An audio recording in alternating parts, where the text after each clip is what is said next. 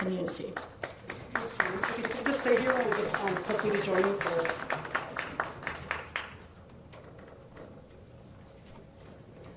So Walter, if you could give the crew a wave. Walter Knopfler. Walter, yeah, just give them a wave. Let them you can keep the. Thank you.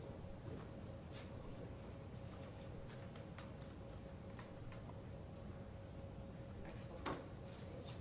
Councillor Katie Goffertson is en route, and we also acknowledge Councillor Sunny Leonard.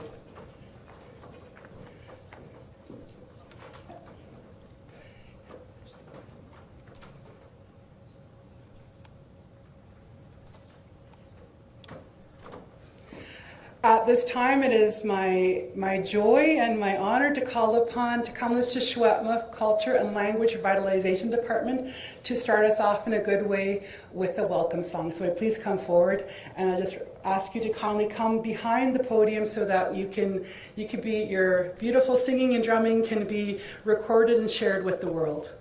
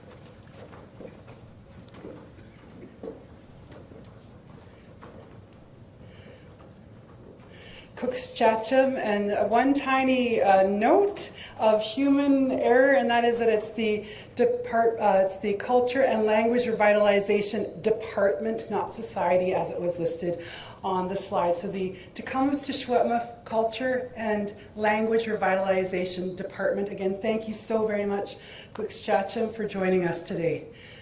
To start us off in a good way, as is our protocol, I am honored and delighted to call upon knowledge keeper, Kia'a, and the most incredible Secwépemc language champion, a pillar of our nation, Kia'a Mona Jules.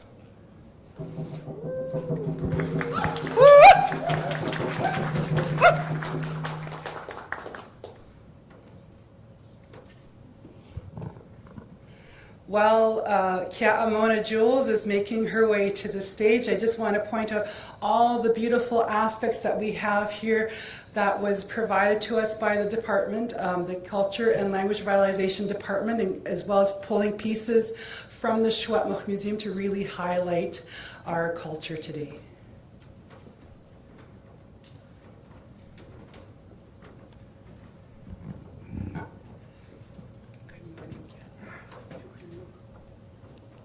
Twinuk Chwaiden Salton.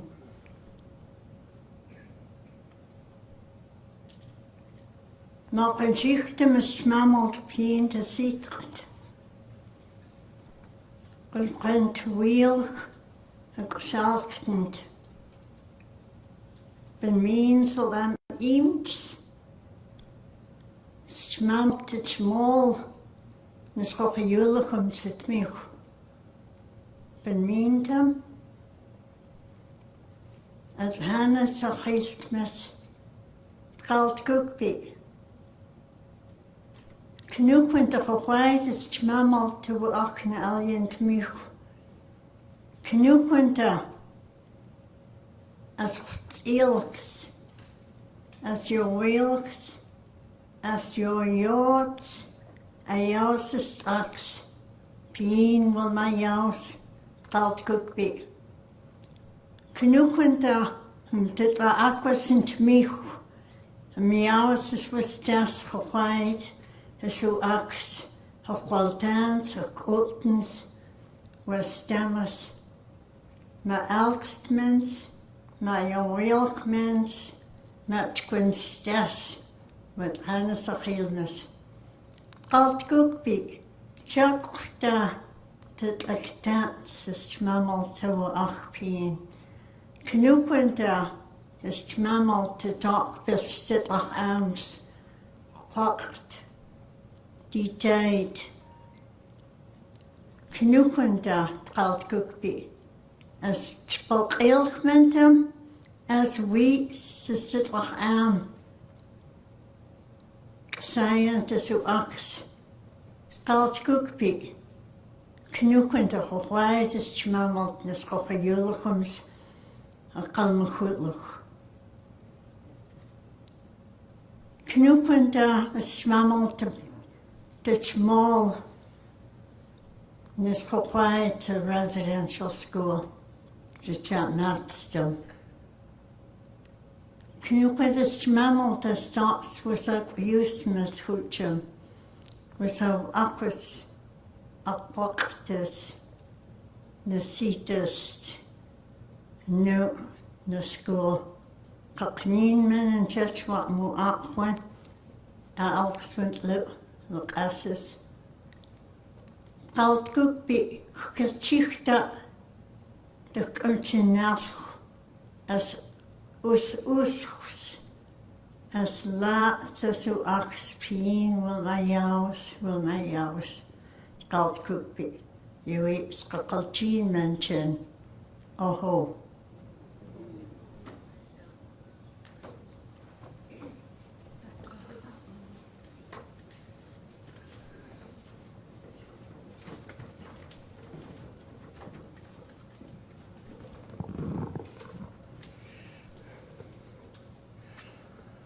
My heartfelt gratitude to Kia Amona Jules for starting us off in a good way.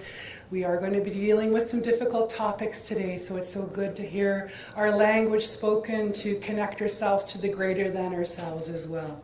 At this time, I'm going to invite all the speakers who are able to join us in person today to come join me on the stage on either side of me.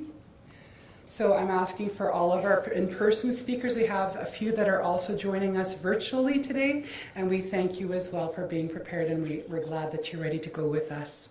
So, Chuchinu, my name is Rissel Coy. I'm also known as Starlight Thunderhorse. I'm also known as Laloya. I'm also known by some other names from different ceremonies, and I'm honored today to serve as the moderator for today's public presentation, as well as for the media event that will immediately follow. My family hails from Canoe Creek First Nation as well as the Lower Statliam area. I am a member of Secwépemc First Nation, which is the Lower Statliam, but I am very closely connected, and I honor my Secwépemc relatives from the Northern Secwépemc Tk'emlúps, and I'm really delighted and honored to be here today in Secwépemc Ulu. We recognize the territory of our Secwépemc ancestors today and where we're coming to you from. We have a full agenda today. For those of you who heard me talking just before we officially got started, we are Please, again, the speakers, I'm going to ask you to come forward while I'm talking. Please come forward. Cookby Roseanne, Sarah, others. If National Chief is here already, if she could please join us. When she gets here, we invite her to join us. I know she's, there you are. Thank you so much. So we are very fortunate, as you just heard me say, we have the Assembly of First Nations National Chief joining us today, and who will be providing some remarks. When I sent out the initial schedule, that was not yet confirmed, so we have expanded our timeline by a little bit to accommodate. Please take a seat. We have expanded our timeline by a little bit to accommodate that, so I trust your discretion with that as well, and the ability to accommodate that. To also be clear to all media, I know some media asked prior, I've confirmed with many, but if you're wondering, we absolutely encourage you to live stream this event. We also, for all people who are witnessing this around the world, please invite people to share and bear witness on this important event today. So with that, it is my pleasure to call upon Tk'emlúps to Secwépemc Cookby, Roseanne Cashmere, for some opening remarks.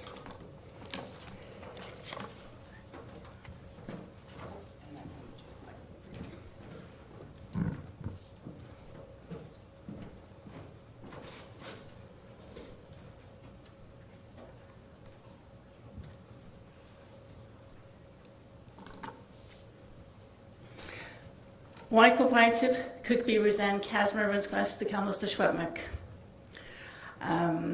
First of all, I just want to say thank you so much to the Tk'emlúps to Secwépemc Cultural and Language Revitalization Department for starting us off in a very good way by singing the welcome song and welcoming all of you here today. Also, I would like to say a heartfelt Cooksjatchum to Kia Mona Jules for starting us off in a good way with the grounding, the much needed grounding that we needed through prayer to the Creator and Cooksjam. So as we begin this public presentation today, I want to begin by acknowledging Indian residential school survivors and intergenerational survivors. There are no words sufficient to express the comfort and love that we wish to express to all of you today. We see you, we love you, and we believe you. I also want to acknowledge all of the communities that are grappling with their recent findings. We grieve with you in this confirmation of further missing children at other Indian residential schools. We stand with you and we move forward on to the next steps to address these heart-wrenching findings. Cooksjatchum to the Tk'emlúps to Secwépemc Council and members for joining me today. It is together that we can face such daunting work and ensure as caretakers that we move forward with deepest respect and love for these missing children. I stand here today strong because of the immense support that start both with our community and that I have received from the community since the news broke out on May 27th. I am so thankful to be joined today by Secwépemc Kusautsins, our Secwépemc relatives from across Secwépemc. I also want to say Cooksjatchum and thank you to Splatsin Cookby Wayne Christian, who is here with us, Nisconlith Cookby Judy Wilson, Canoe Creek Cookby Hank Adam. Also to Phyllis Webstad, ambassador and a founder of the Orange Shirt Society. I would also like to say that we also have Sid Leckie from the city RCMP, and we also have William Wallace and Dee with us today from our local detachment. Additionally, I also want to thank the following people for joining me today. The Assembly of First Nations National Chief Roseanne Archibald.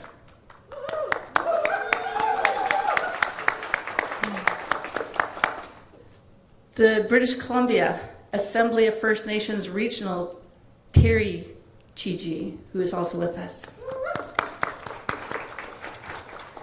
The Union of British Columbia Indian Chiefs Vice President, Chief Don Tom, as well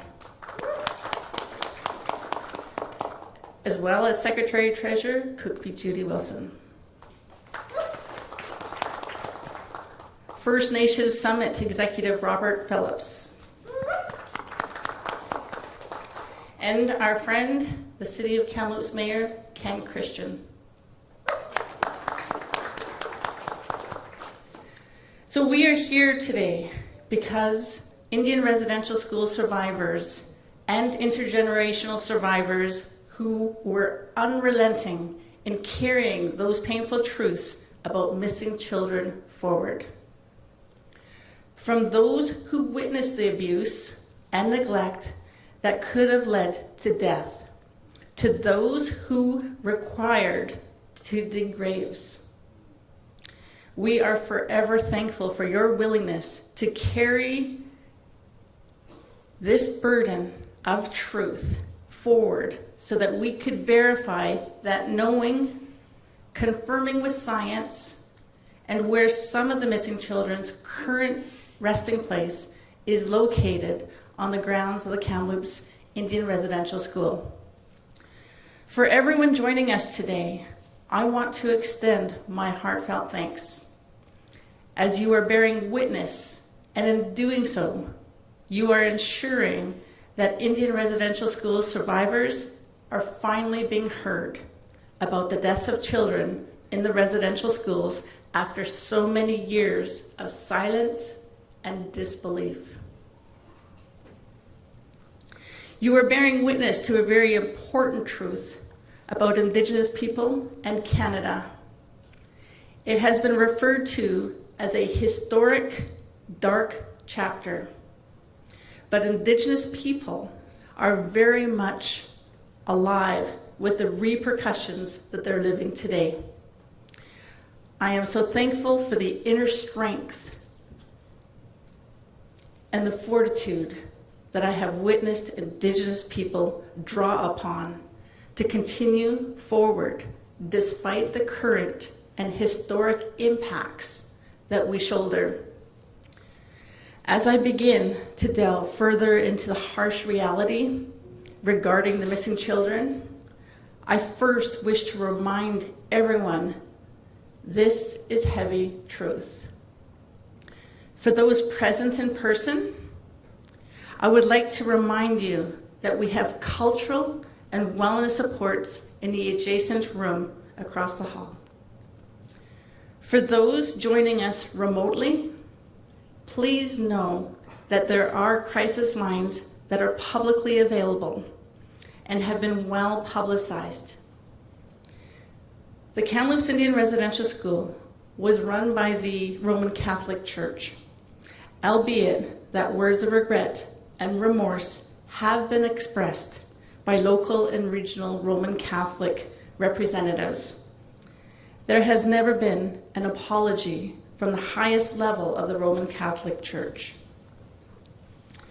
To be clear, the Roman Catholic Church has repeatedly refused to accept responsibility or formally apologize for its direct role in the numerous and horrific abuses committed by Indigenous children through the residential school system.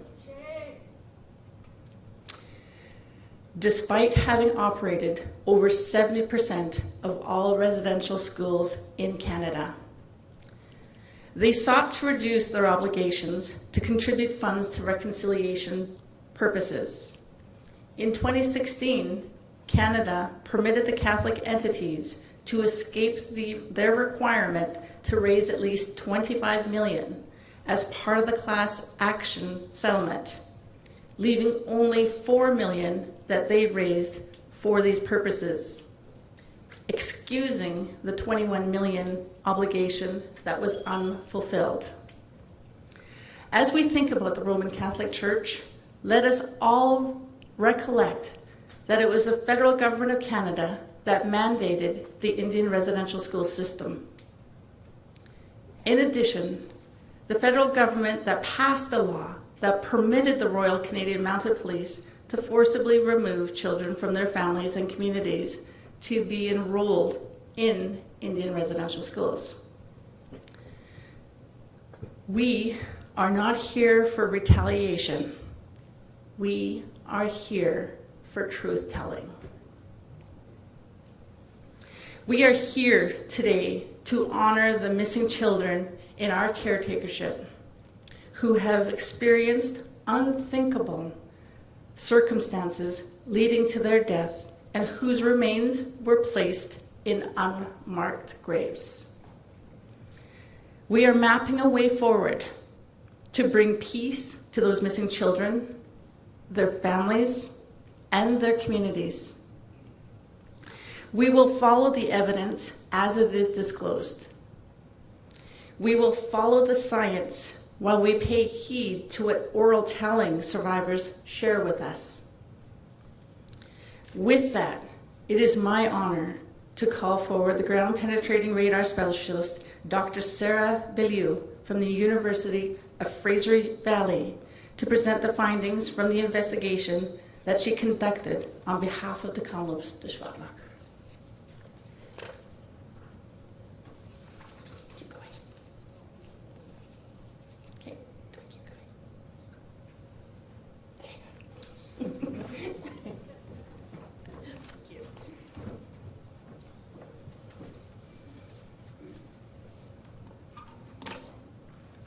Good morning. I am Dr. Sarah Beaulier. I'm a faculty associate in the Community Health and Social Innovation Hub at the University of the Fraser Valley. I would like to acknowledge that the University of the Fraser Valley is located on the unceded traditional territory of the Stalo people. I was honored to be invited by the Tk'emlúps based on my experience to conduct the survey of ground penetrating radar, also known as GPR. I'm closing in on a decade of work using GPR within a burial context. My experience with GPR has been used in both Indigenous cemeteries as well as city cemeteries. I have also been called upon by the Canadian First World War Interment Recognition Fund to locate unmarked prisoner of war burials as part of Canada's first national interment operations. In fact, the GPR that was used for this survey was provided by the Canadian First World War Interment Recognition Fund to help complete important work such as this. I've been asked to present the findings of this preliminary investigation. In order to do so, I will first discuss the cultural protocols pertinent to this investigation. I will then provide you with the information pertaining to the specific survey locations. Next, I will discuss the use of GPR within a burial context and present some of the common burial features that are used to make these determinations. I will also provide you with the technical slides that will present the data from the site and take you through the analysis of how these subsurface anomalies became targets of interest. And finally, I will present my findings, analysis, and discuss a path forward.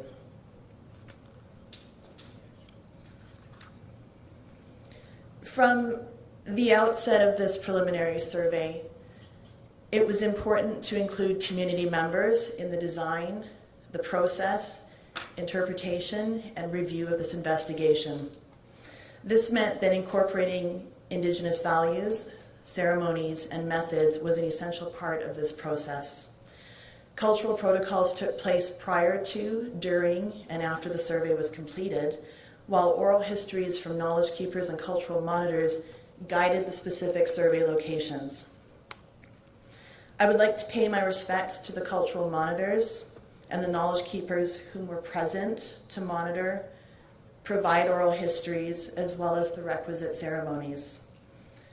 Cultural protocols are as equally important as the science behind GPR. And given the nature and sensitivity of this work, one cannot be done without the other.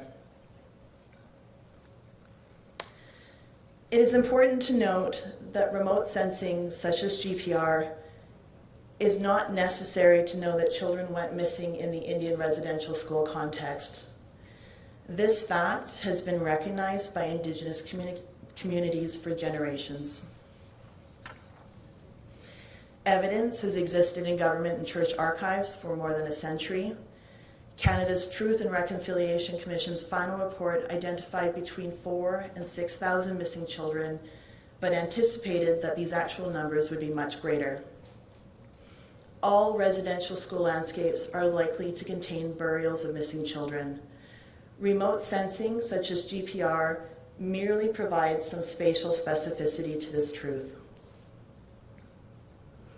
Between May 21st and 24th, 7,000 square meters of land, just under 2 acres, was covered in the location of the apple orchard at the Secwépemc Museum and Heritage Park. This area of interest was chosen for the survey based on a number of factors. First, the knowledge keepers' oral histories that recall children as young as 6 years old being woken in the night to dig holes for burials in the apple orchard. Second, a juvenile rib bone that surfaced in the same area.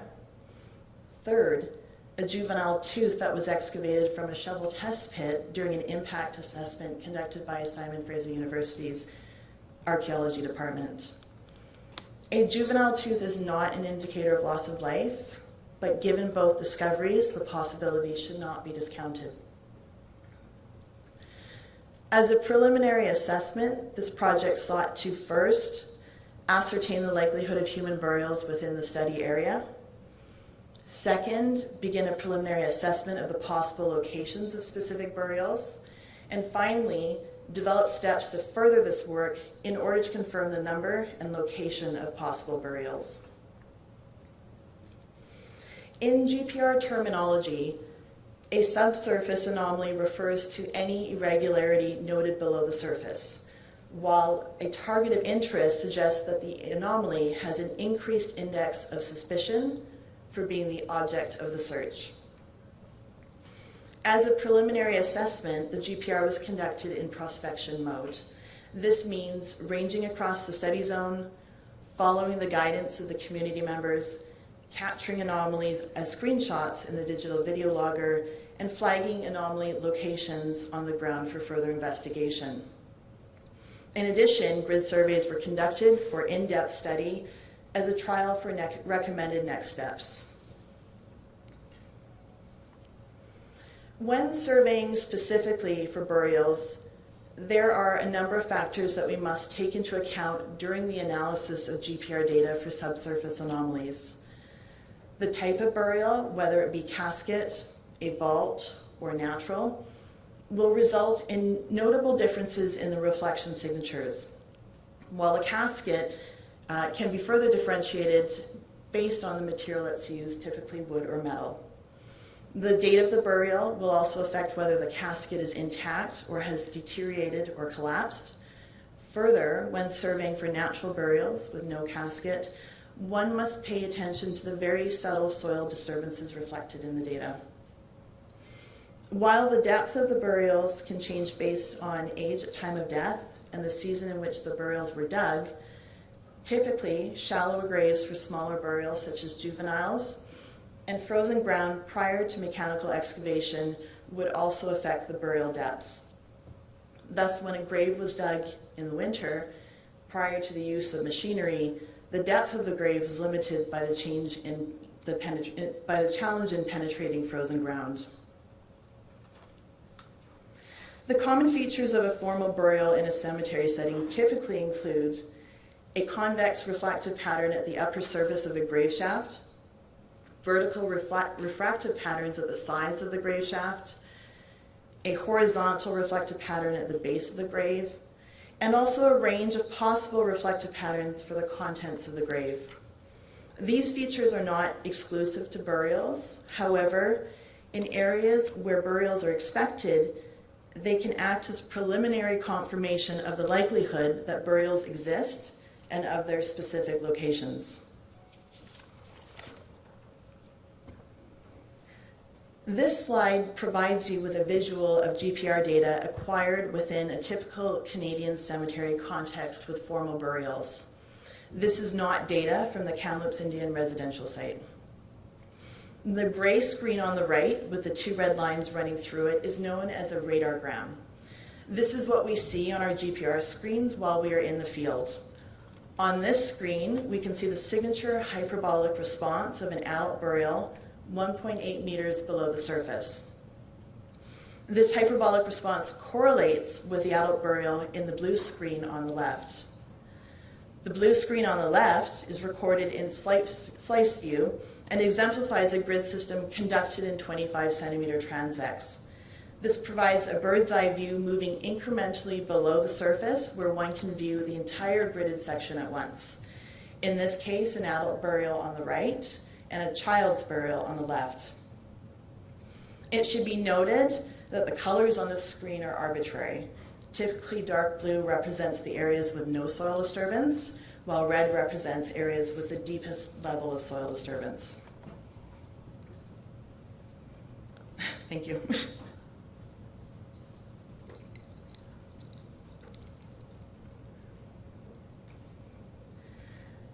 The total number of burials of missing children at the Kamloops Indian Residential School landscape is currently unknown, as this was a preliminary investigation.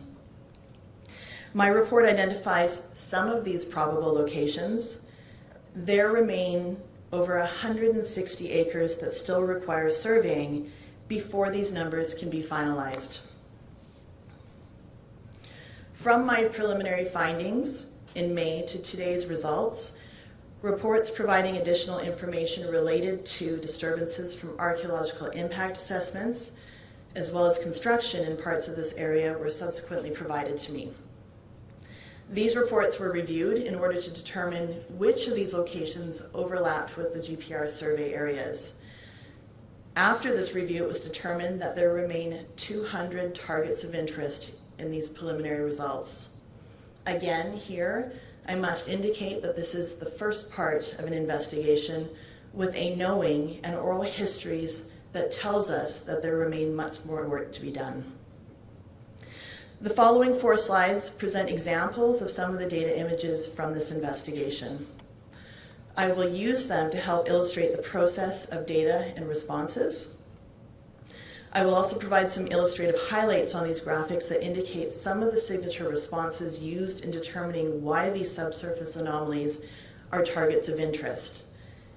In the following slides, I will call the targets of interest probable burials, as they demonstrate multiple GPR characteristics of burials. But only forensic investigation with excavation will be able to conclusively determine this.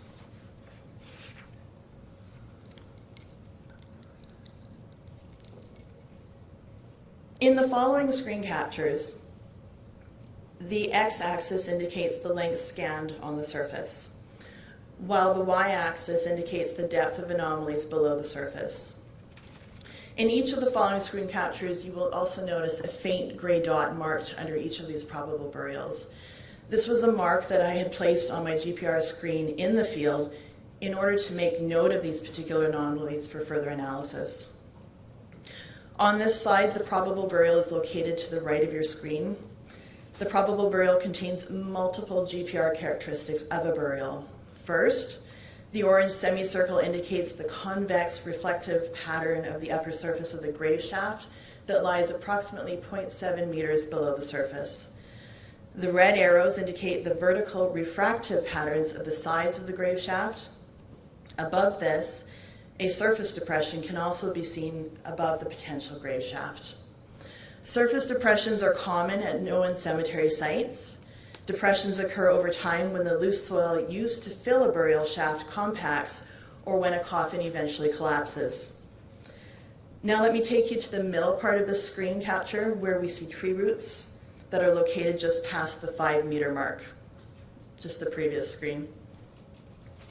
These roots have a lower amplitude signal as well as a smaller hyperbolic response, which begin right at the surface and not too far below it.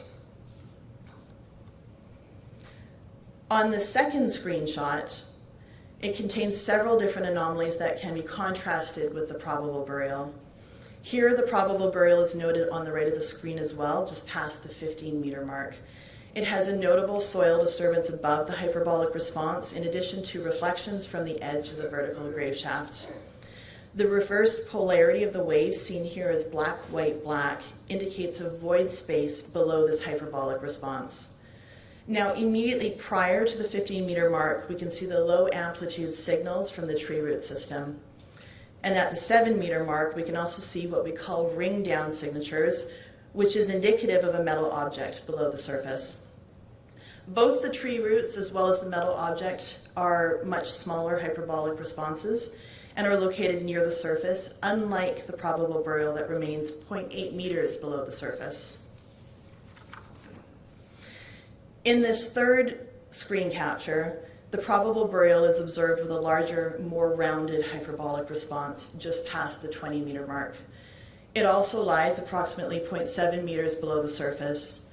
There is a distinct soil disturbance above the area where the probable burial is located, and there's also a clay layer that abruptly terminates where the probable burial is located and continues again after it.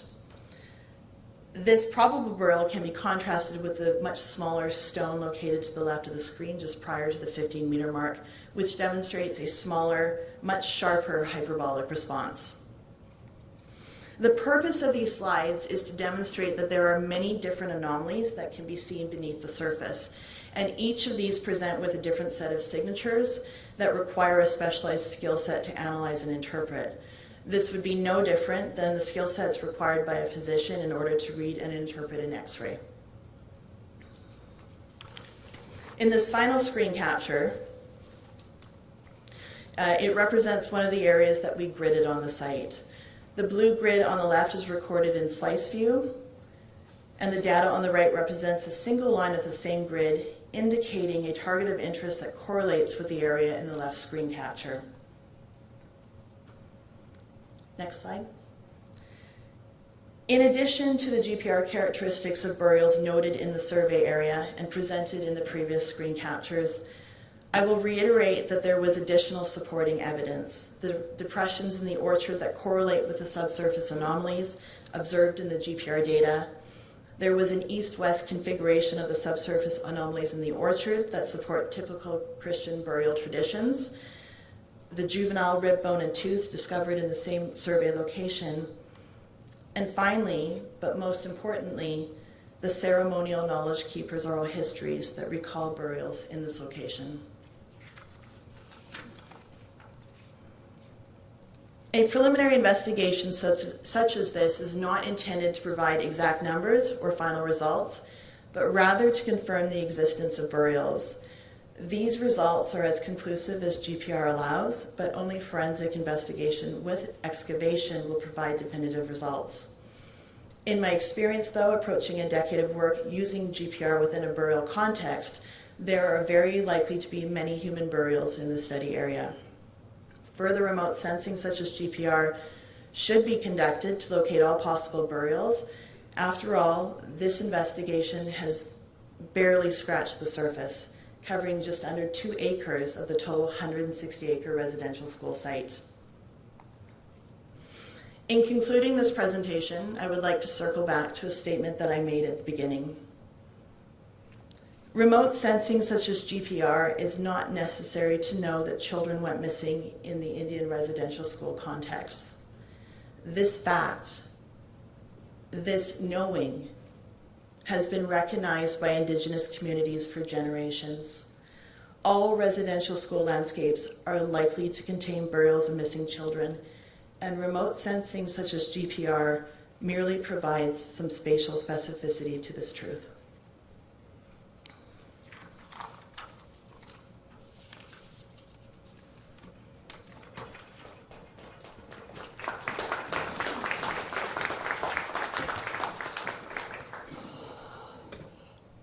Chacham, I raise my hands to you, Sarah, for the diligence and dedication you have provided to Tk'emlúps to Secwépemc on this very important file.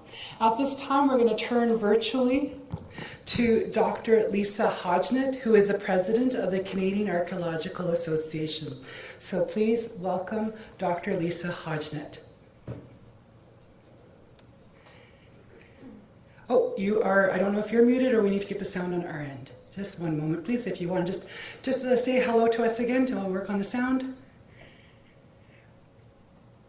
We have no sound for her, so just a minute, Dr. Lisa. I'll try again. There we go, perfect. Thank you so much. Thank you. I'm Dr. Lisa Hodgett. I'm the president of the Canadian Archaeological Association, and I'm an associate professor in the Department of Anthropology at the University of Western Ontario. I'm joining you from London, Ontario today, and I want to acknowledge that London is on the traditional territories of the Anishinaabe, the Haudenosaunee, the Nathawak, and the Attawandaron peoples. I've been an archaeologist for 30 years. I'm a settler, my family's roots are in Britain. But for the last 15 years, it's been my privilege to do my archaeological work in close collaboration with Indigenous communities, and in particular with the Inuvialu of the Western Arctic. I'm very grateful to the Tk'emlúps First Nation for the invitation to be here to bear witness today. Many thanks to Dr. Bollier for her excellent report. It's clear that she brings a great deal of expertise and also a great deal of heart and commitment to do the work in a respectful way, and a way that's culturally appropriate. She gave us a great overview of what ground penetrating radar can and can't tell us. As Cookby Casimir noted at the outset, the news of Dr. Bollier's findings and similar findings from other residential school sites in recent weeks has brought to the surface a lot of pain and trauma for many Indigenous communities, and especially for survivors, intergenerational survivors, and their families. I hope so much that they found some comfort in the massive outpouring of support that we've seen from around the world. I think it's unfortunate, as Dr. Bollier noted, that it took this science to wake the world up to the truth that survivors and their communities have known for years, and is so clearly documented in the Truth and Reconciliation Commission reports from 2015. The TRC laid out a path towards healing that would allow us to build respectful relationships between Indigenous and non-Indigenous Canadians. And I think it's time for all Canadians to hold the Government of Canada, other levels of government, and the churches that run so many of these schools accountable. They can talk about reconciliation, but until we see real movement to implement all 94 calls to action of the TRC, those are just empty words. Given the massive size of the area around the Kamloops school, the 200 targets of interest, those probable burials that Dr. Bollier identified, are only the beginning. It was a very small area that she investigated, and further work is clearly required to confirm the number and the location of potential graves at the site. It's also really important that we remember that Kamloops is only one of 139 schools in the Indian residential school system. We also know that there were other schools, day schools and residential schools, that weren't covered by the TRC. So 139 is not the whole number. We're talking clearly about thousands and thousands of missing children. And given this huge scale, I think it's clear that the funding that's currently been provided by governments for investigating and commemorating these missing children is going to fall short. Every Indigenous community has the right to self-determination. That's outlined by the TRC and in the United Nations Declaration on the Rights of Indigenous Peoples, which the Government of Canada adopted the recommendations of in 2016. And that means that communities can and should chart their own path at their own pace when it comes to their missing children. They need the resources and the time to do this important, very heavy work to the highest standard and with all the required supports in place. This is clearly not something that communities should have to pay for themselves. If communities choose to investigate unmarked graves, there are a range of options that are open to them and many different possible steps in the process. As communities navigate this path, we know that many of them have questions. The Canadian Archaeological Association is working really hard to provide a reliable, independent source of information for Indigenous communities to help them make informed decisions. Our expertise lies in the area of remote sensing to find unmarked graves, which, as I said, is only one of a series of steps that are open to communities. We've created a working group on unmarked graves that brings together archaeologists from across the country who have experience in working collaboratively and respectfully with Indigenous communities to help them find their missing children. And I'd like to hand over now to Dr. Keisha Supernant, who is the chair of our working group, so that she can say a bit more about our efforts. Thanks.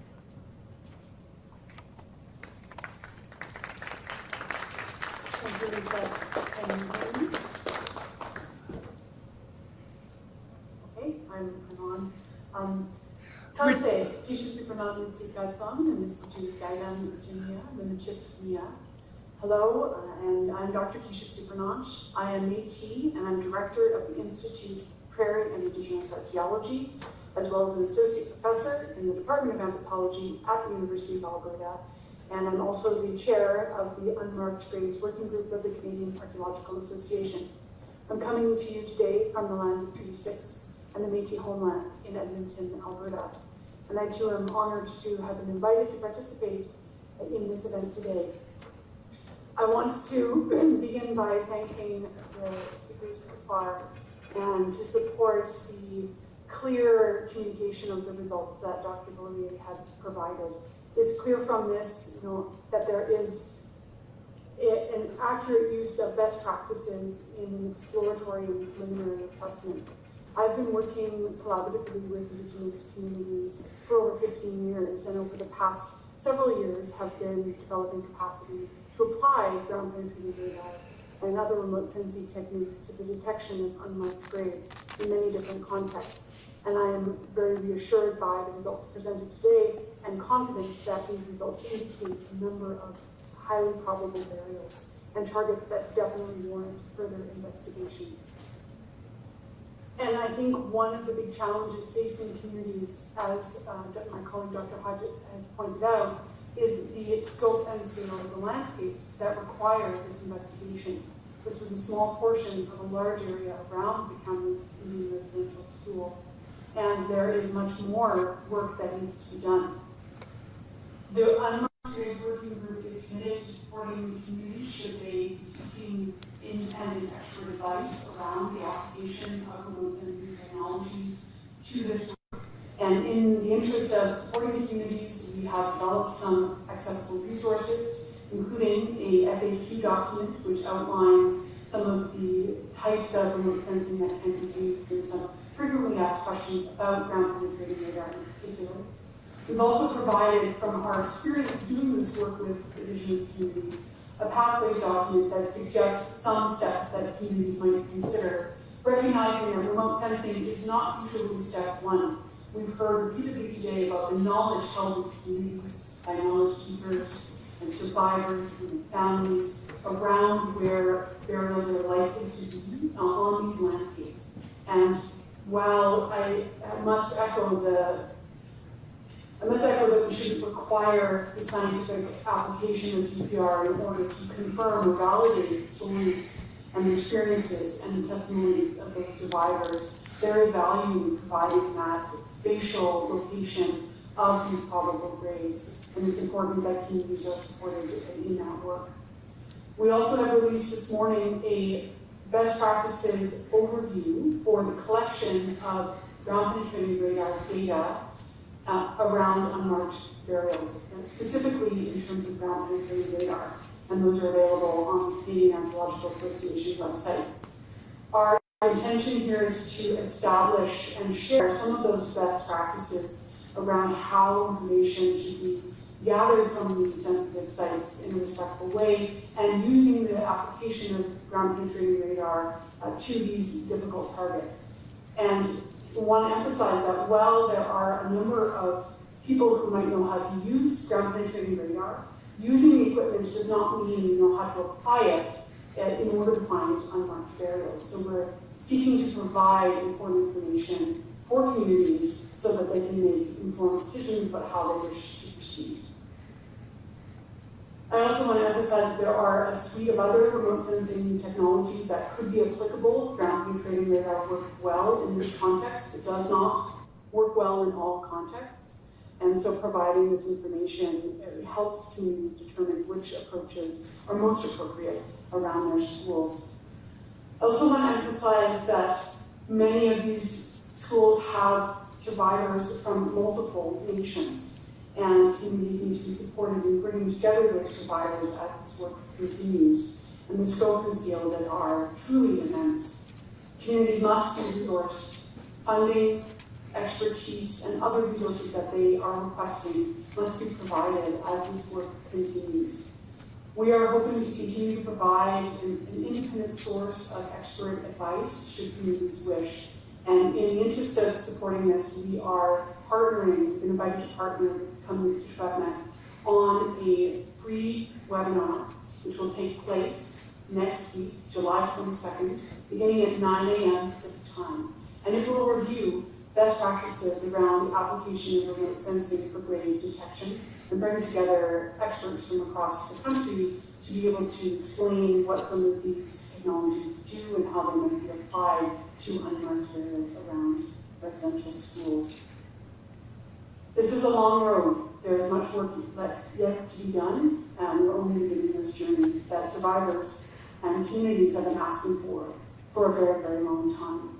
And I'm grateful to have been here to be able to provide some of this information and to confirm the excellent work of Dr. Bollier and to support Kamloops Secwépemc as they continue to walk this journey ahead.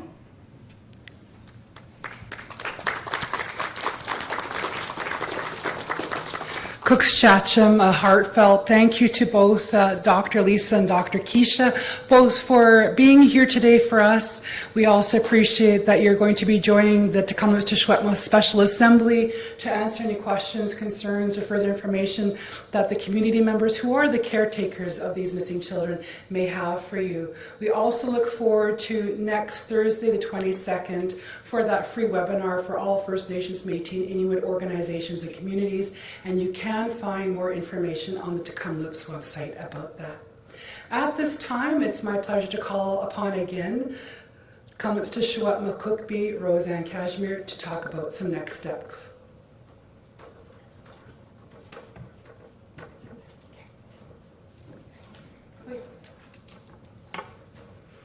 Excellent. Tk'emlúps for those presentations. And, it's very important that we have, all these steps laid out and that path forward for the utmost dignity and respect. And that path, is going to guide us. So looking at some of these next steps, we'll be looking at the student records. The Kamloops Secwépemc has a responsibility and the obligation to identify the unmarked graves found within our jurisdiction. A critical first aspect to achieving those burdens is full and complete disclosure of the records held by the Canadian government and the Oblates of Mary Immaculate. Specifically, the student attendance records that were created by the institutions that were administered the Kamloops Indian Residential School. Those primary documents currently within the custody of the Canadian government will be of critical importance to identify those lost children. Every student who ever attended Kamloops Indian Residential School is documented in those records. We are loath to put the responsibility of identifying those lost on the survivors of Kamloops Indian Residential School, who have been traumatized and re-traumatized already. Thus, we call on Prime Minister Trudeau and the Canadian government to share those attendance records as a first step in assisting Tk'emlúps the Secwépemc in fulfilling their obligations regarding those lost without acknowledgement and as steps towards reconciliation. Similarly, the Tk'emlúps the Secwépemc calls upon the Oblates of Mary Immaculate to assist in our sacred duties by opening up their records immediately and fully. Supports that enable the Kamloops the Secwépemc to undertake this important work both immediately and for the long term. The Kamloops the Secwépemc has worked diligently to prepare and submit a well thought out budget to immediately commence the important work to confirm and identify the missing children in our care. We're calling upon both the federal and the provincial governments to provide immediate and ongoing funding and supports to the Kamloops the Secwépemc as we develop and implement frameworks and processes to further identify, document, maintain, and protect the remains of the children found buried at the Kamloops Indian Residential School. The site itself and any additional supports required in undertaking this difficult work. Access to experts is absolutely critical. This work requires resources that includes dedicated and qualified personnel to bring truth to light and peace to family members of the missing children. This is what drove us to reach out to the Canadian Archaeological Association and the Institute of Indigenous and Prairie Archaeology.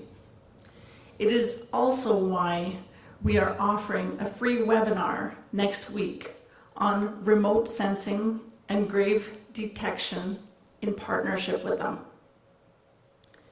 The Kamloops Indian Residential School was the largest in the Indian Affairs residential school system. From oral tellings of survivors and the records that have been able to be accessed to date, we understand that students came from across British Columbia, some from Alberta, and as far as the Yukon and into the States. To effectively work in the immediate and long term, both the Kamloops the Secwépemc and the home communities of the missing children must be fully included and fully and duly resourced. The Kamloops the Secwépemc needs to be able to take care of our community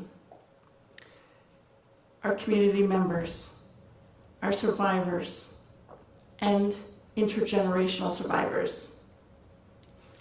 Our community members continue to seek a healing center and programs that are trauma-informed as well as trauma-specific and reflect our Secwépemc values and culture.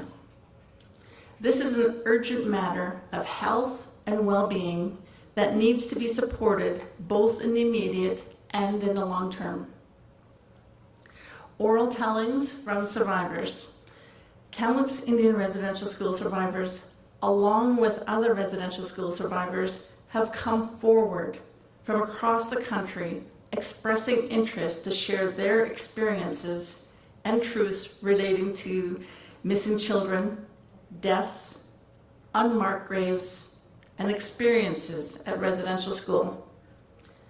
The Kamloops the Secwépemc Oral Testimony Project will work in service to Kamloops the Secwépemc and Kamloops Indian Residential School survivors and intergenerational survivors who wish to share their testimonies by recording, preserving, and making them accessible in accordance with survivors and community's direction. Dr. Mary Ellen Turpel-Lafond will be working to guide the process to ensure that it meets the community requirements and also respects the human rights and choice of survivors to talk about their experiences as they feel is necessary and appropriate. A 1-800 number and an email address will be provided at a later date for those who wish to participate in the oral tellings project. The Kamloops Secwépemc is ensuring that a comprehensive range of health and cultural supports will be available to survivors during the process and will be providing updates about partnerships involved in this very important endeavor. Cook's job.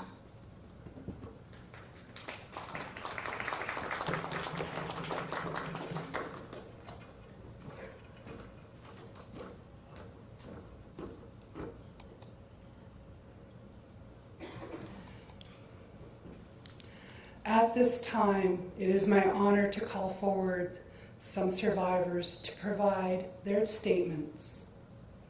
Again, I would like to remind you, for people here in the room, that we have culture and wellness supports just through these doors in the Columbia Room. And for those online, I'd like to remind you that there are wellness supports that are well publicized in 1-800 numbers. I'd like to first start off by calling forward Kia Evelyn Camille.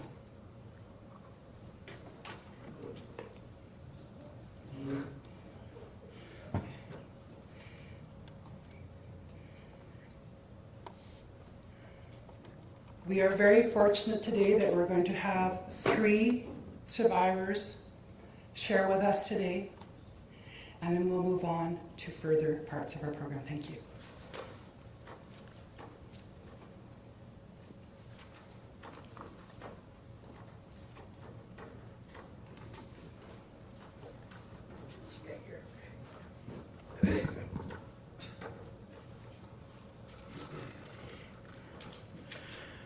Wade Cochite and Chow Squast Evelyn Camille at Kamloops and Skitch.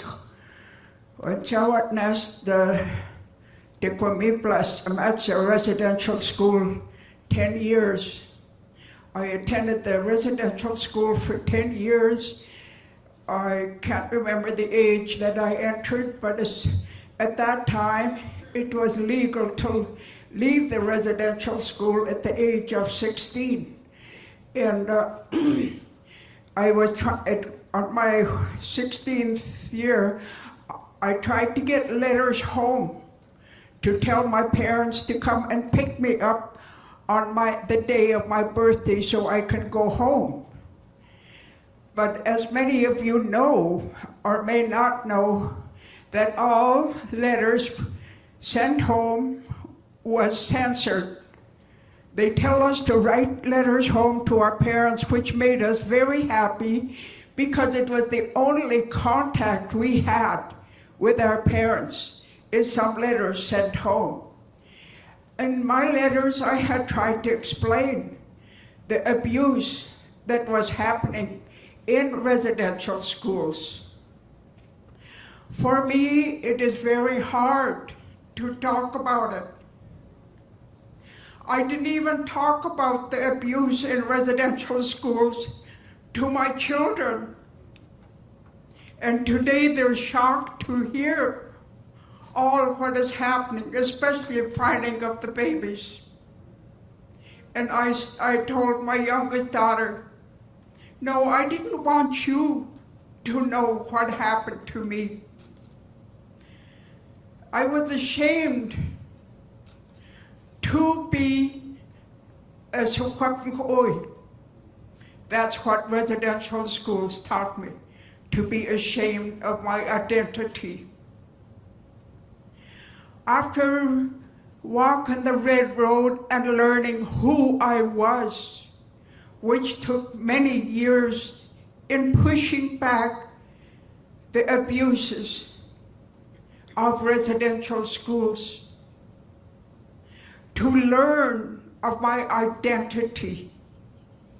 As many of us know how hard it is that have gone to residential schools. The residential schools were specifically built to take the Indian out of us, to take away our language, culture, and traditions, and to make us some astute. But it did not work.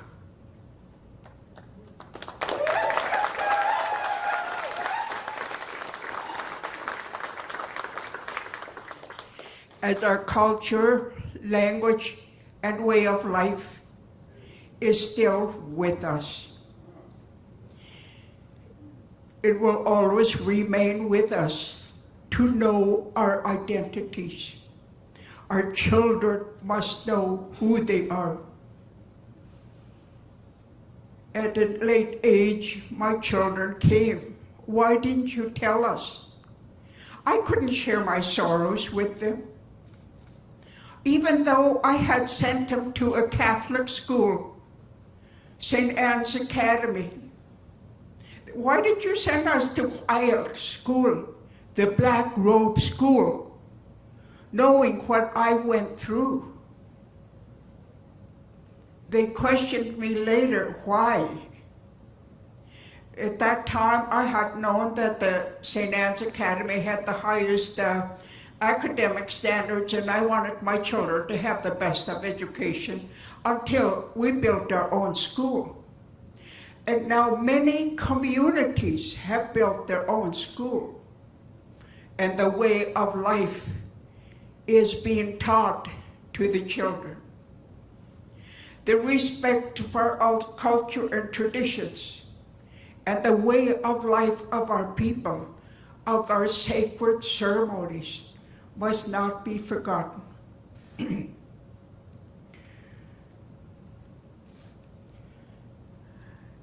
To hear, when I heard of the babies being found, of this, during our residential school settlement, we had tried to mention over and over and over, there are many children missing who did not reach home.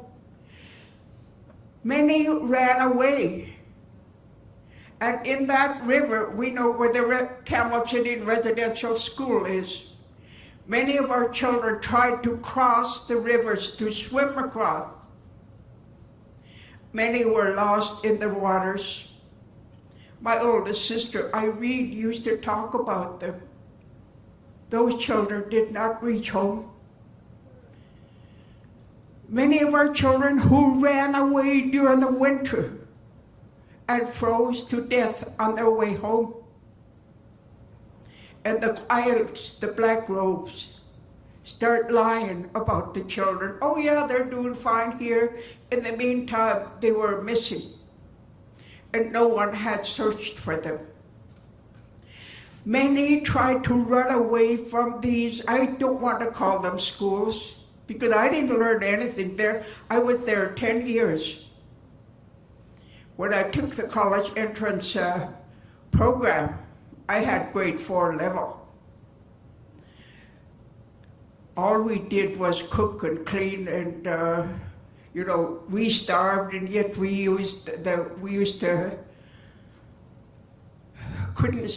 had to steal much of our food in order to survive, and that's only part of our survival in residential schools.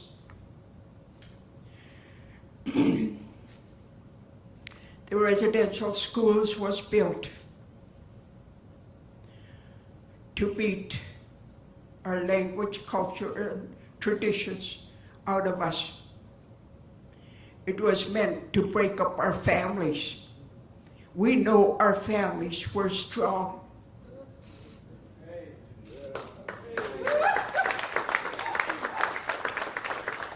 It was meant to break up our communities. We had very strong communities. I remember those days. We had a chief, we had a roaming chief that used to go from, or a judge. We had our own justice. We had our own child welfare system. We didn't depend on a child welfare to tell you you're raising your children wrong, you gotta do it this way. Sorry, we have to take your children because you're not doing the right thing. We had our own child welfare system. If a family needed help, others were there. Our community was one to look after each other. But these residential schools took that away from us. Our language, our way of life, broken up families still happen today with the Child and Family Services.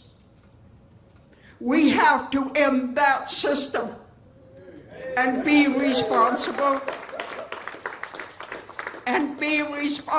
for our own children in our communities. That was how it was, and that is how it should be. The responsibility of our children is the families, the community.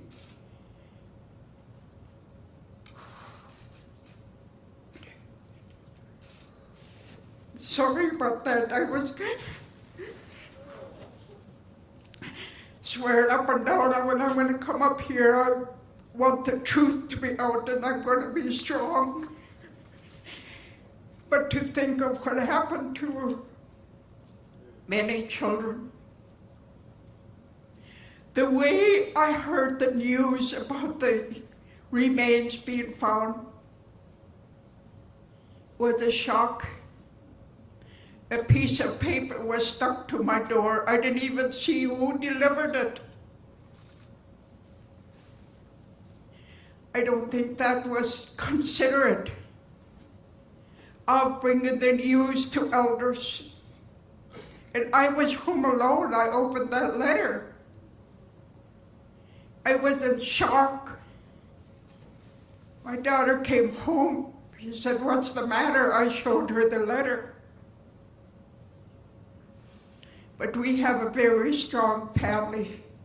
We support each other, and they came. We had a supper, and we tried to talk about it. They asked, "Why didn't you tell us? Do you talk to your family about the abuse that you had, the sexual abuse from the Wilds, the Black Robes?" No. And the truth and reconciliation. I often wondered, what the hell does that mean? Do they want to hear the truth, really? We have tried to tell them the truth. And who are they? Who is going to listen? Reconciliation, they threw a few silver coins to us. Did that make me feel better? No. What made it worse is many of our survivors. It killed many of our survivors who could not heal themselves from the drug and the alcohol that was introduced to our people. We lost many during that settlement. That settlement did not help heal many of the wounds. Yes, it made my life a little better for a little while.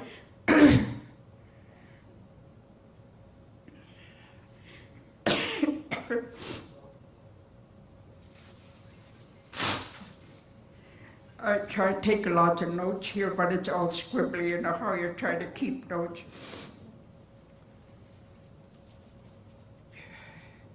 Once again, I thank you for giving me this time to speak what is in my heart.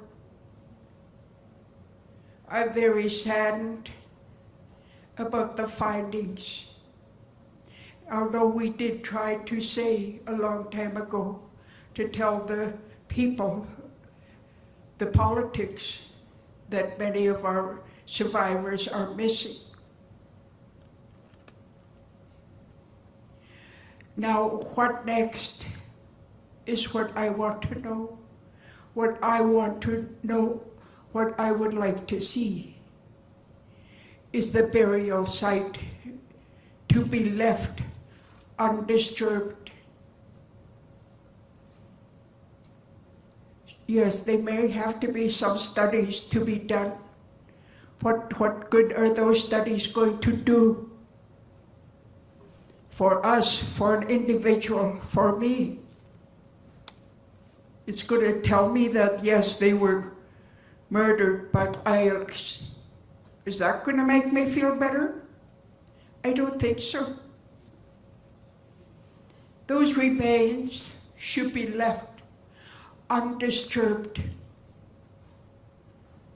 I had tried to go down there to say prayers, but I couldn't even cross some line. And I still would like to do that if I could get permission from whoever is responsible to look after the site, to say prayers for the remains that are found. And now that they are found, we believe that we must guide them home to finish their journey. And that is, we had a prayer night which helped a lot. But individually, we may have relatives there. Of course, they are our relatives. We need to do our personal way of healing and letting go.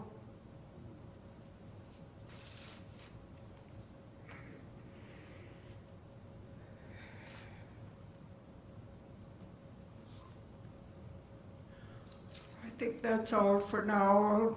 Thank you for giving me the time to speak. Stand for me.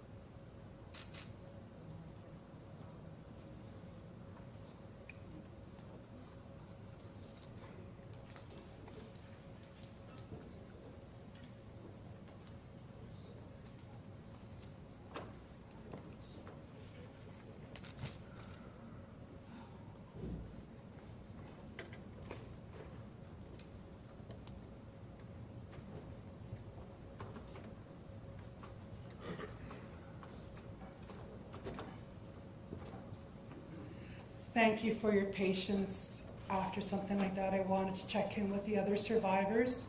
And just for everybody knowing, that was Evelyn Camille, Tk'emlúps to Secwépemc, Kia'a, or Elder Knowledge Keeper, and Evelyn is Evelyn, Camille, Camille. At this time, it is my honor to call forward Leona Thomas.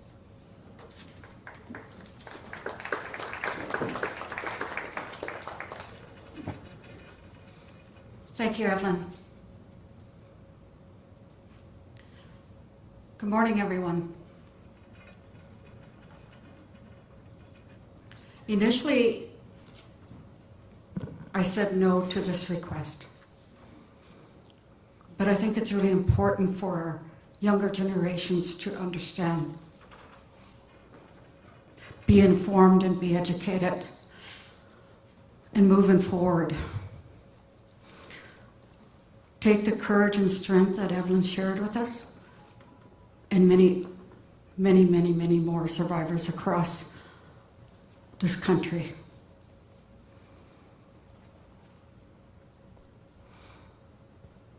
I remember my first day entering that building across the river.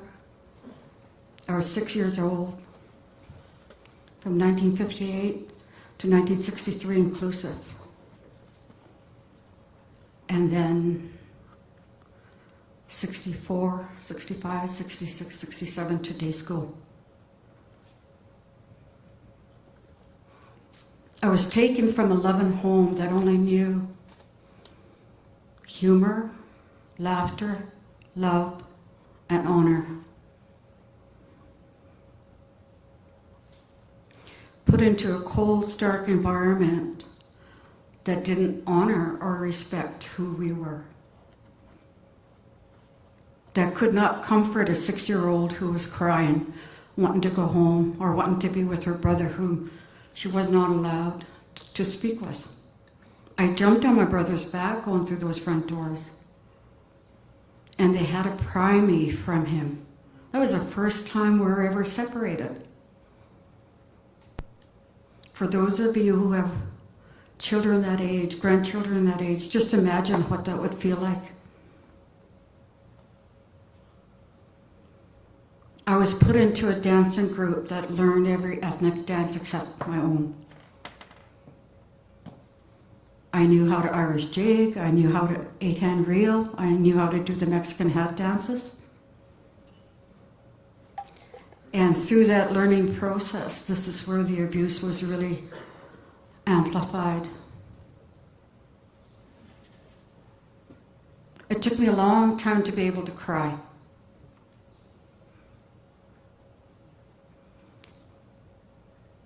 It was difficult to be able to share emotions.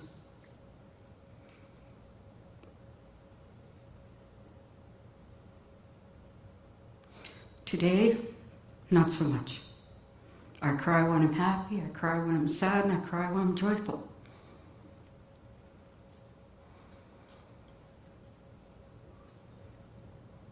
I'm grateful for my late aunt as I entered my teenage years to bring a group of us from our community to learn our own Secwépemc songs and dances.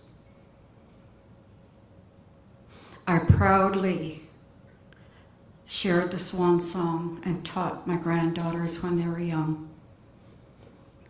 to create an understanding of where they come from, a part of where they come from. I want to end by having you participate in this small little exercise so you can get a better understanding of what some of us experienced. I want you to close your eyes. I want you to imagine you have a 6-year-old daughter that's been taken away from you. You have no choice.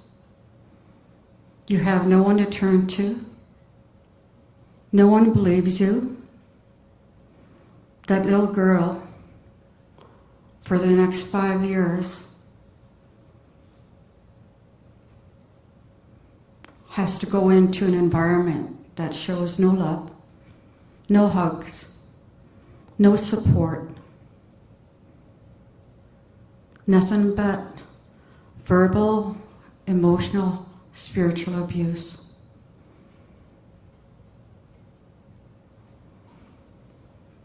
When I was going through the claim, the federal lawyer kept asking, if there was so much abuse, why did you take it? And I replied to her, what 6-year-old child could say no? Those are the types of comments that were made, not only to me, but probably everyone who had to go through that process. It's not an easy way to share experiences that have only been shown you as shame. I agree with Evelyn that our identity, our dignity, and our self-esteem was really eroded. Our ability to speak. I can't speak my language today because of what I experienced across that way. I've tried. I've gotten so many beatings for speaking my language that I'm sure that there's a subconscious block that just didn't allow me to do it. But that's okay.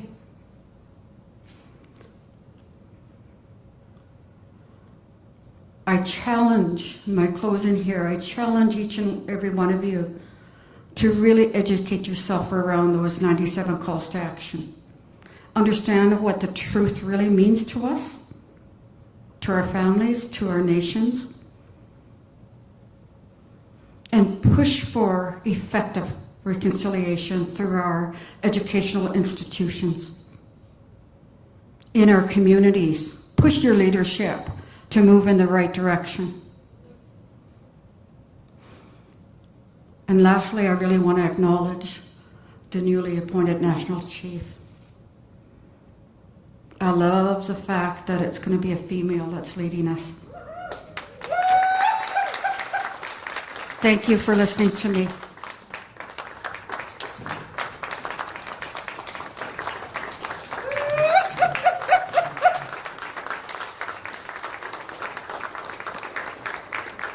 Oh,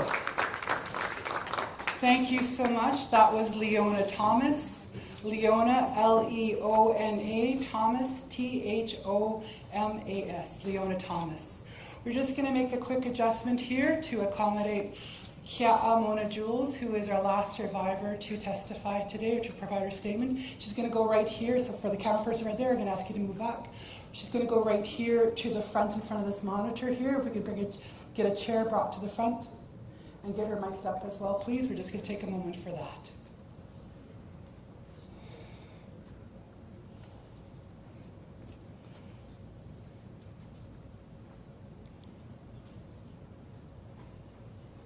Again, for those in the room, I'd like to remind you that there are culture and wellness supports provided just outside in the Columbia room, just outside the doors to my left. And for everybody watching online, again, it's very well publicized, the various 1-800 numbers, crisis intervention, as well as Indian Residential School Survivor Society crisis line.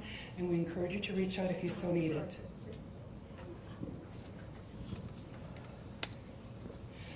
So, we are so thankful that Mona Jules started us off in a good way, and now she has chosen to come forward to share her statement as a survivor. That is Mona Jules, Mona Jules, Jules.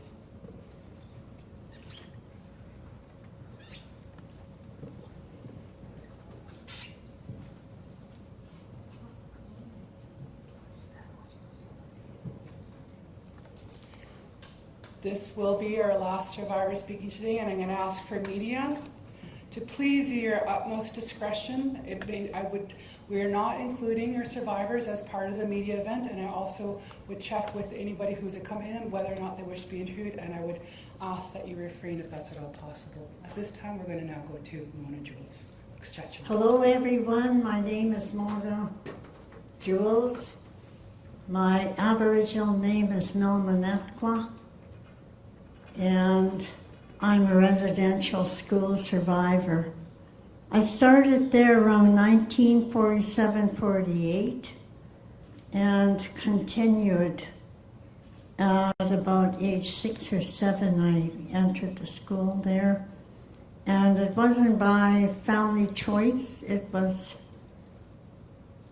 the government choice. And in doing my research about the residential school and the death of those children, back in the 1500s, the Pope had ordered the death of children that were gathered up and put in those schools, if they were not Catholic, to kill them. That was a cold, terrible command coming from someone in a high position. I forgot what the title of that report was. It's a field study of something. It's got a 3-word title. And it's contradicting the report that I had just finished doing a couple of weeks back for the Kamloops band. But going from there, the children that were found there, had suffered greatly.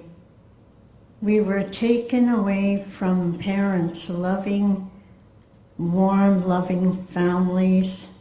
We were not rich, and probably looked very poor, but we were loved, and the homes were warm.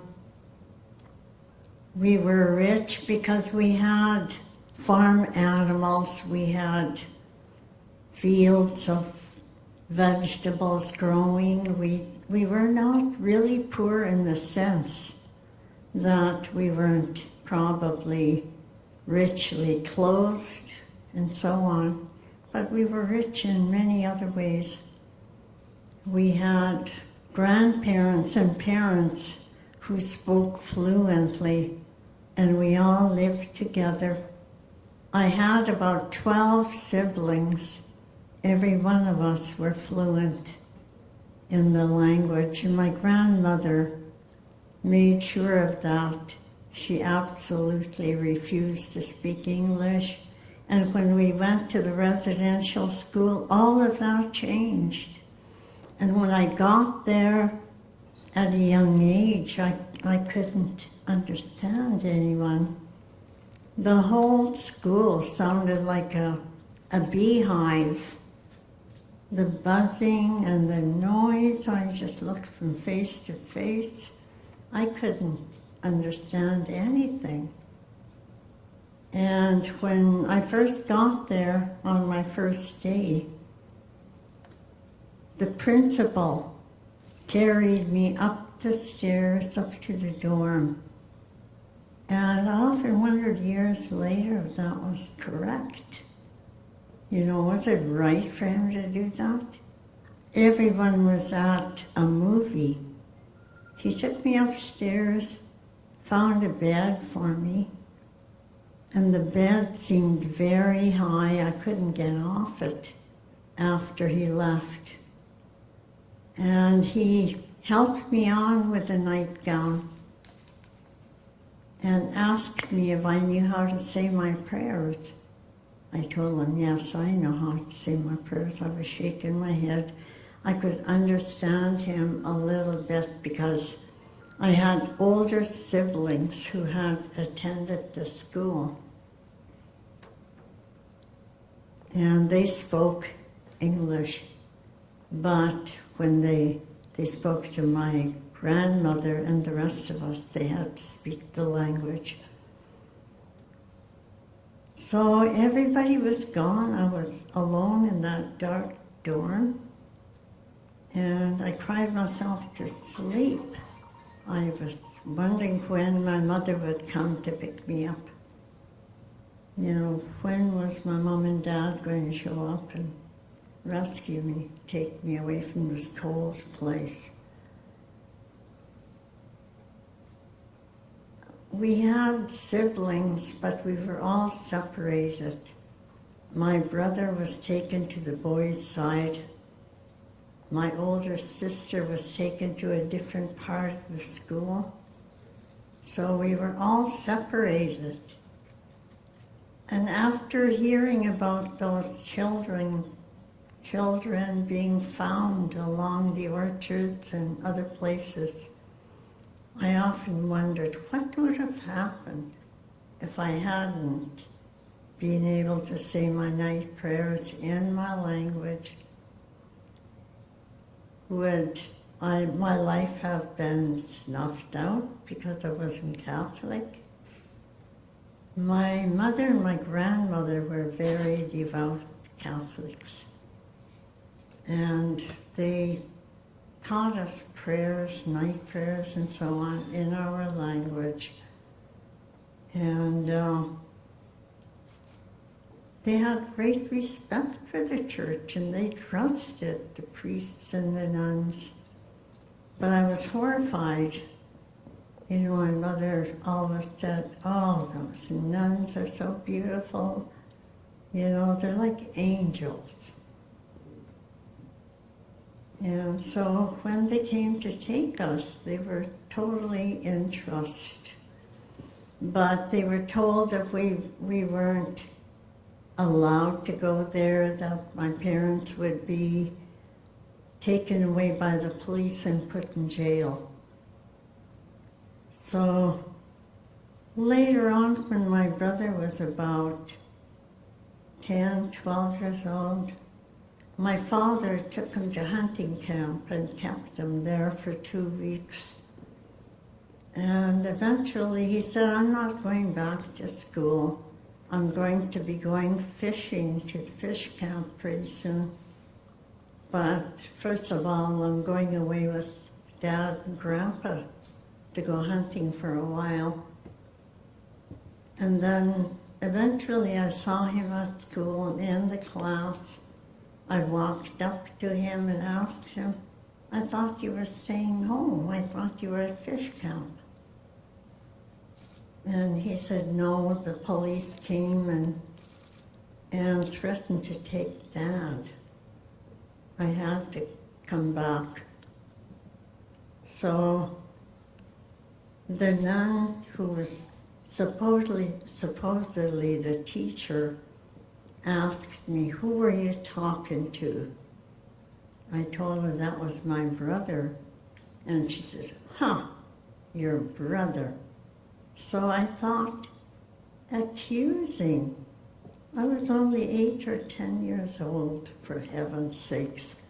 And I couldn't understand why that she used that tone of voice with me.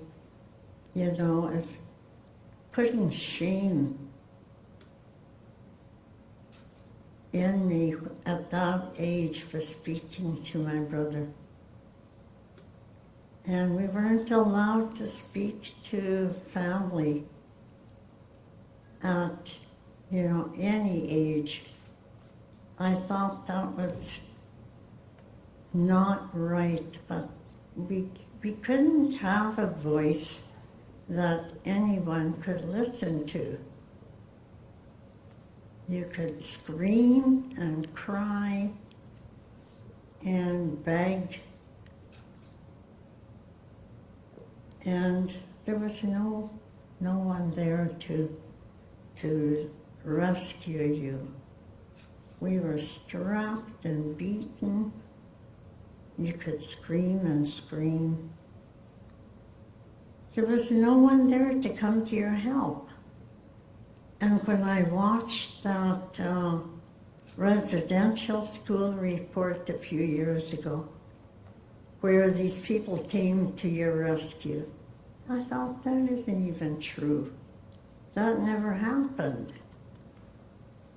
You know, that film that they showed was not the truth. The abusive situation there that they showed is probably true. I probably would have been abused, except I had a 13-year-old sister who passed away in that school. And my father wasn't, my mom and dad were not notified until after the fact. So when they got there, they told my mom and dad that she had gotten sick and died. She was 13. And they wanted to know why wasn't she taken to a doctor, to the hospital. It was right across the bridge. And there were no answers.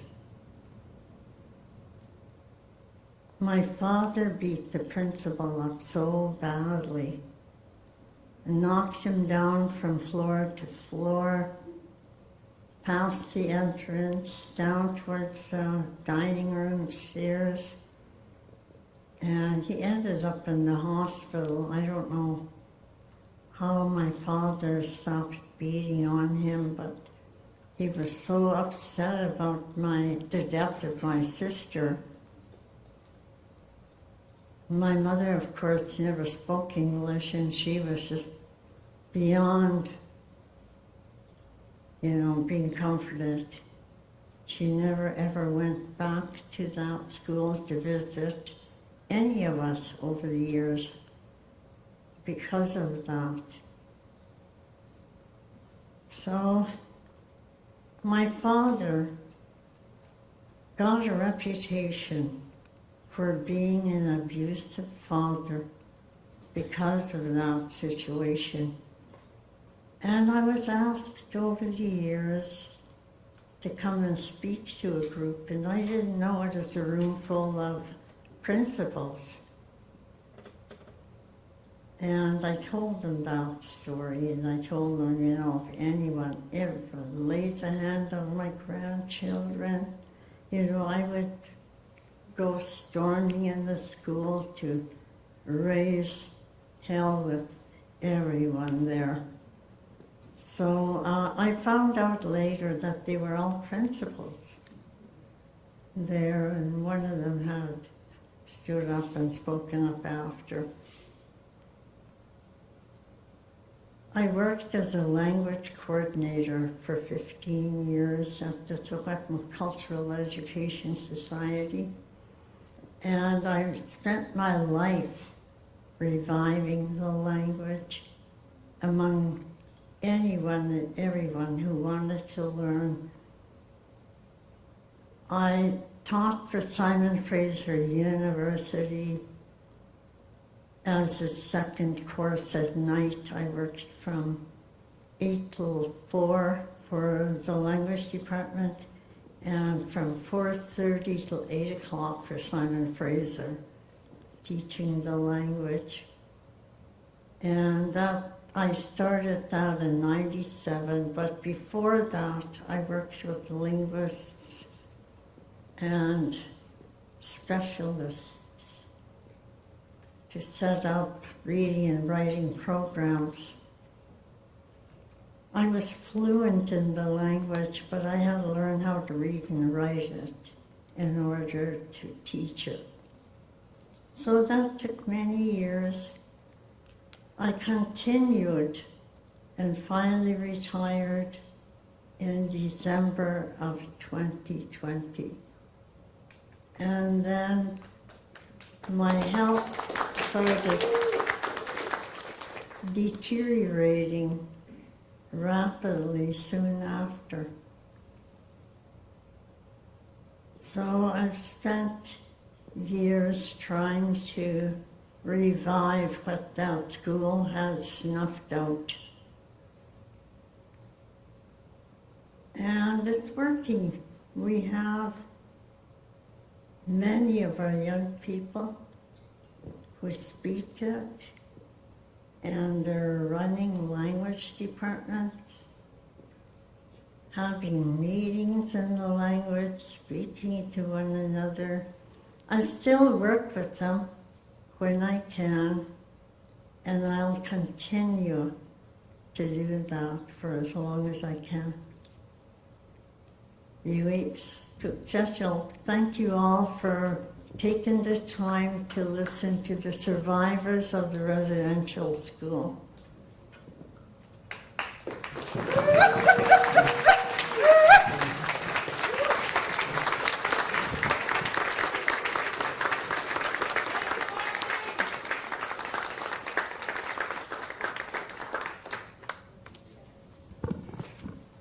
To everybody present here today in this room, to everybody online, I make no apologies for extending the time to fully hear whatever our survivors wish to share with us today. I also want to ensure that it's understood, to be clear, there was a question from the media.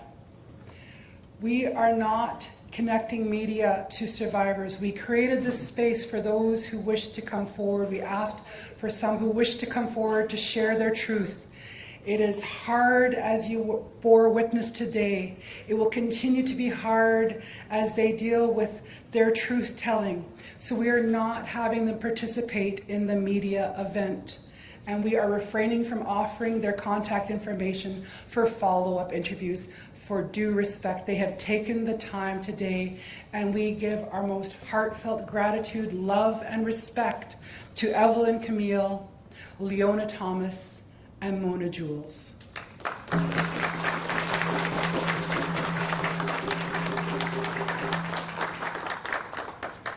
We know that now that you have unpacked yourselves and those memories, there is some repacking and healing, and we know that it is a journey that you have chosen to take on our behalf, at our bequest, and we thank you. We pray for that healing and that being heard to provide at least some measure of comfort. We see you.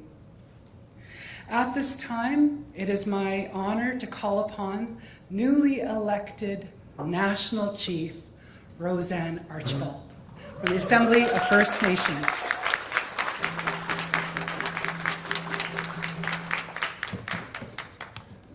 Miigwech, everyone. The first thing I would like to do is I have some medicine here.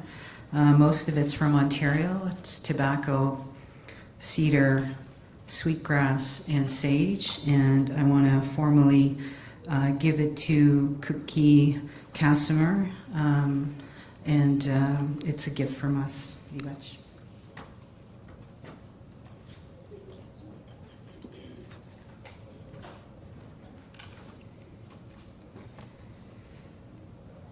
I do want to take some time. This is a very emotional moment, and I would like to ask everybody to join me in just grounding ourselves before I start speaking. We've had some very powerful elders, knowledge keepers share with us, and so what I like to do is put my hands over my heart. So I'm going to invite you all just to put your hands over your hearts. And just to breathe into this space.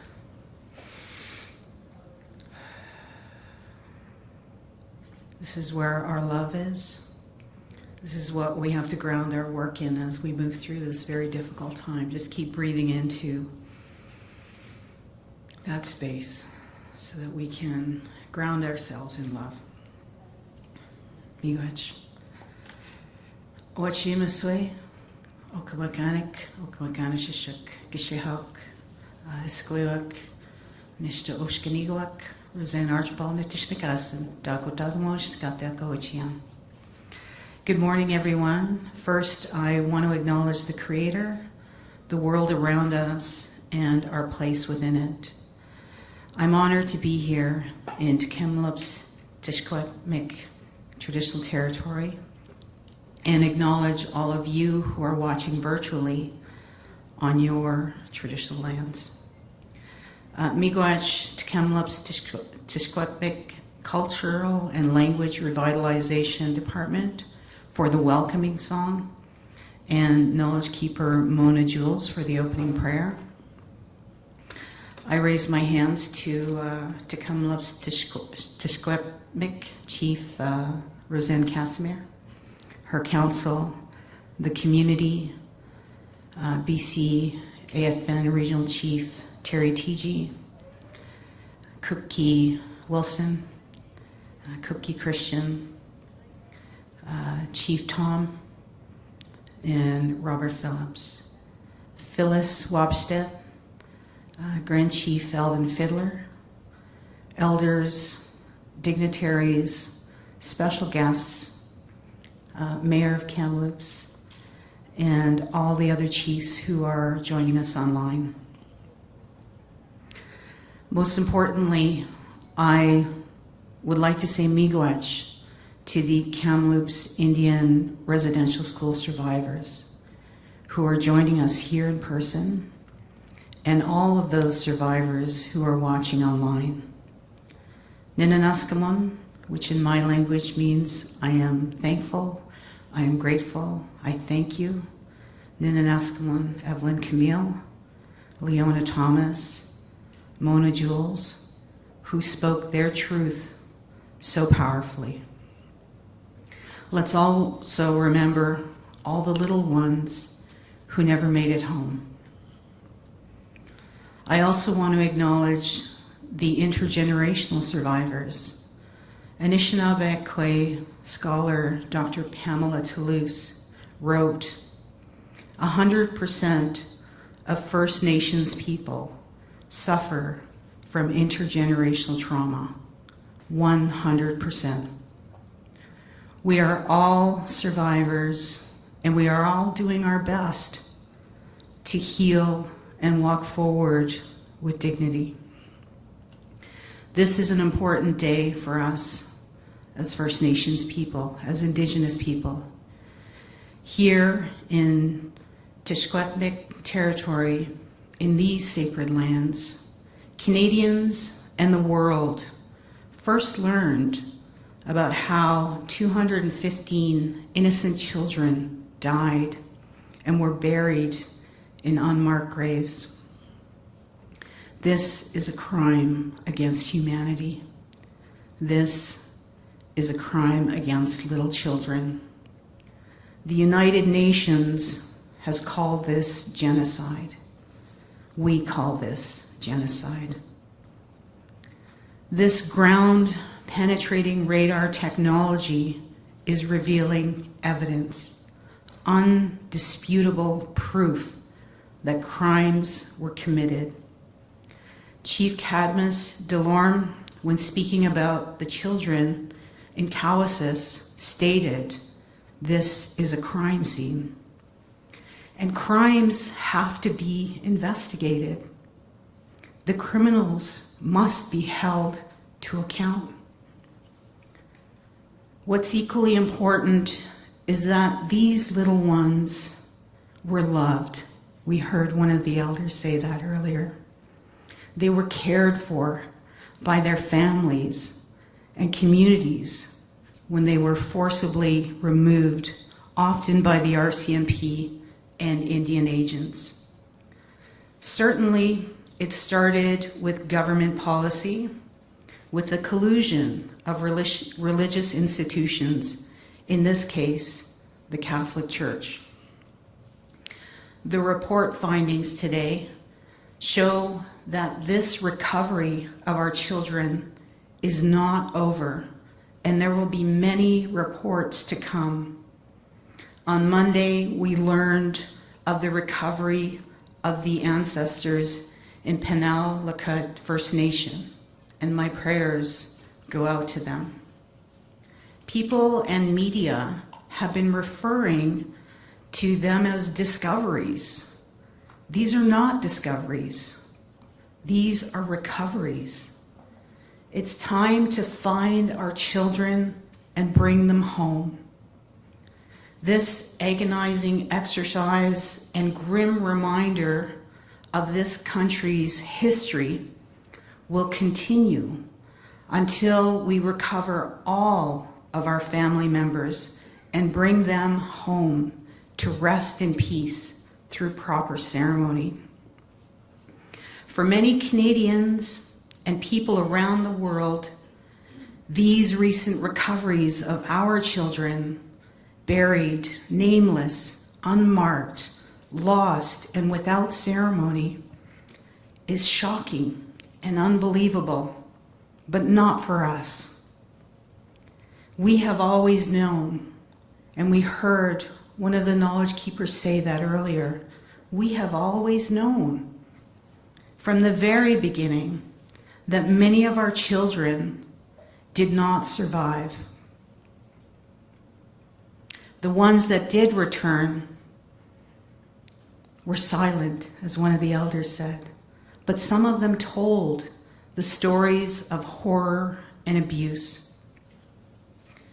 This has been happening since the inception of the residential schools, since the 1800s, and continued for another century until 1996.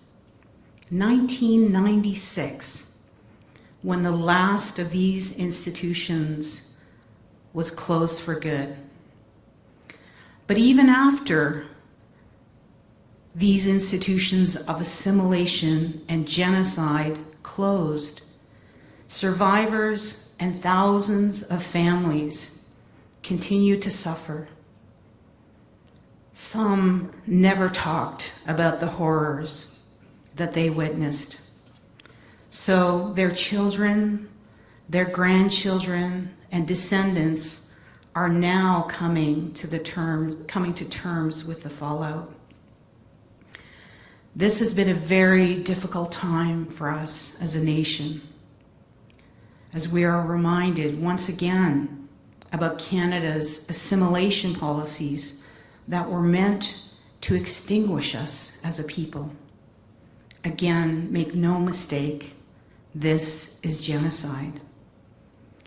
As the newly elected AFN National Chief, I am working with urgency on the issue of the burial sites across this country and looking for ways to heal the trauma that our people have experienced for generations. I have spoken to Prime Minister Justin Trudeau and made a reasonable and fair request for more resources and funding to help us look for our little ones who have suffered enough, and to, most importantly, help bring them home. As a people, we are hurt, we are angry, we are saddened by these recoveries. I know this, and I have seen firsthand speaking to people across this country. They demand action, not promises, not moments of silence. Our young people are expressing their rage and hurt by toppling statues and burning churches. But we must do more than tear down the symbols of destructive colonization. I ask our allies to stand shoulder to shoulder with us to rebuild, recover, heal, and move forward together. I ask every Canadian to stand with First Nations as we continue this painful but important work. I ask you to listen, learn, and reflect on the history that we share as a country. Please continue to call Prime Minister Justin Trudeau. Continue to call your Premier. Continue to call your MP. Continue to call your MPPs to demand reparations, justice, to demand justice and action, not only for our little ones, but for your children and little children everywhere. There must be truth before reconciliation, and there is much to do, and my team and the AFN regional chiefs have hit the ground running. There is great hope and light as we move to rebuild, restructure, and heal. Let's bring our little ones home. Ninanaskamo, again, which means I am thankful, I am grateful, I thank you, and Gisakitin, which means I love you.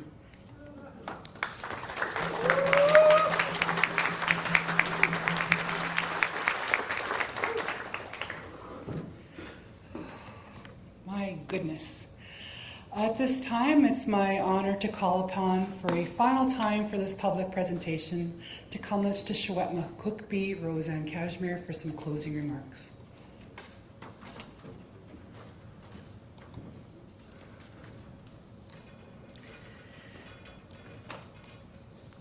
First of all, I just want to take a deep breath. Feel that. And, I just want to say Tk'emlúps to our survivors who had shared today. That meant so much. And to hear that, those truths, to be shared. Tk'emlúps.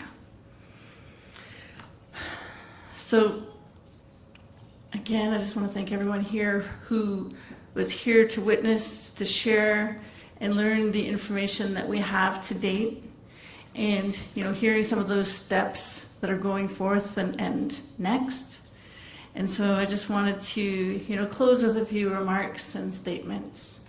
So first of all, I just wanted to say to the Prime Minister of Canada, Justin Trudeau, we're still waiting for you to reach out to us to acknowledge the latest truths from the Kamloops Indian Residential School. I look forward to a fulsome conversation where we can finalize the details of the federal government providing the needed supports as well as access to our student records, and also to continue to shed light on our missing children that are buried in our care. We also want to invite you to come and join us in our powwow arbor this September 30th to interact with the Kamloops Indian Residential School survivors for the very first National Day for Truth and Reconciliation.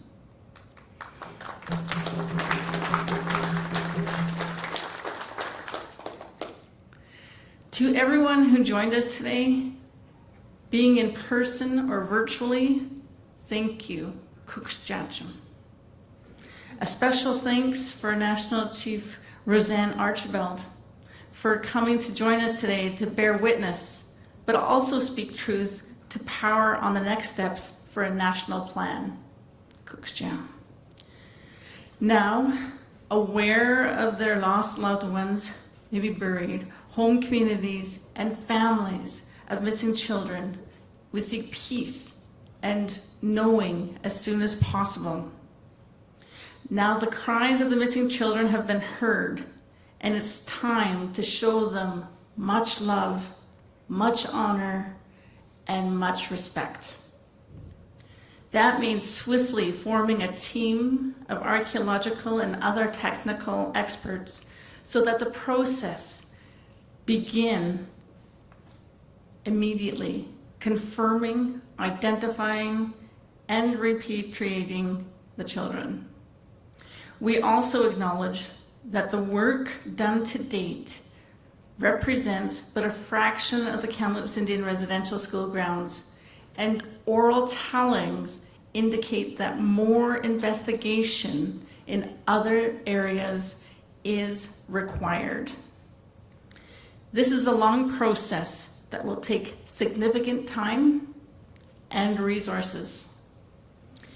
They were children robbed of their families and their childhood. We need to now give them the dignity that they never had. Those are our next steps.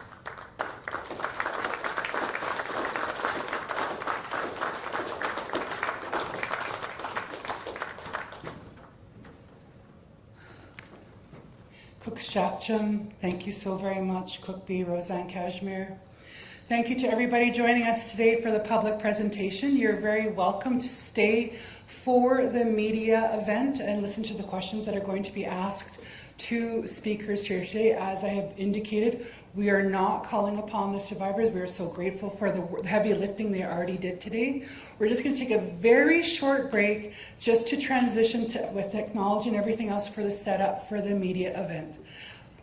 I do have to be a party pooper, remind you. Unfortunately, the milling that we're used to doing due to COVID protocols, it is stated through our public health authorities that that is not the sort of thing that people want or is encouraged to do today. Again, if you're double vaccinated and it's been more than 14 days, a mask is not required but is recommended. So Tk'emlúps, thank you so very much everybody for joining us today. We're going to take a very short break for everybody who's still online and wishes to participate. We're just going to take a very short break. Thank you.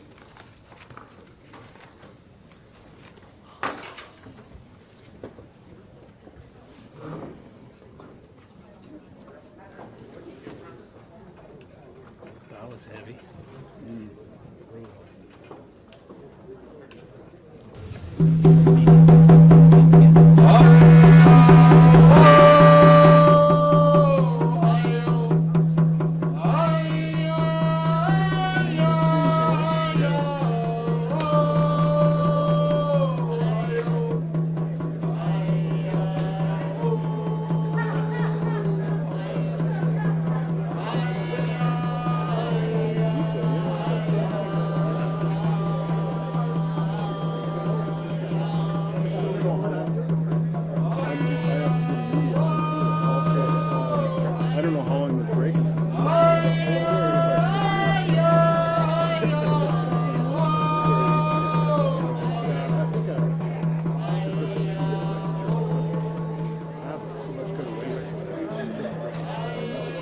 up and see if I can send it. Okay, see what they do. Okay.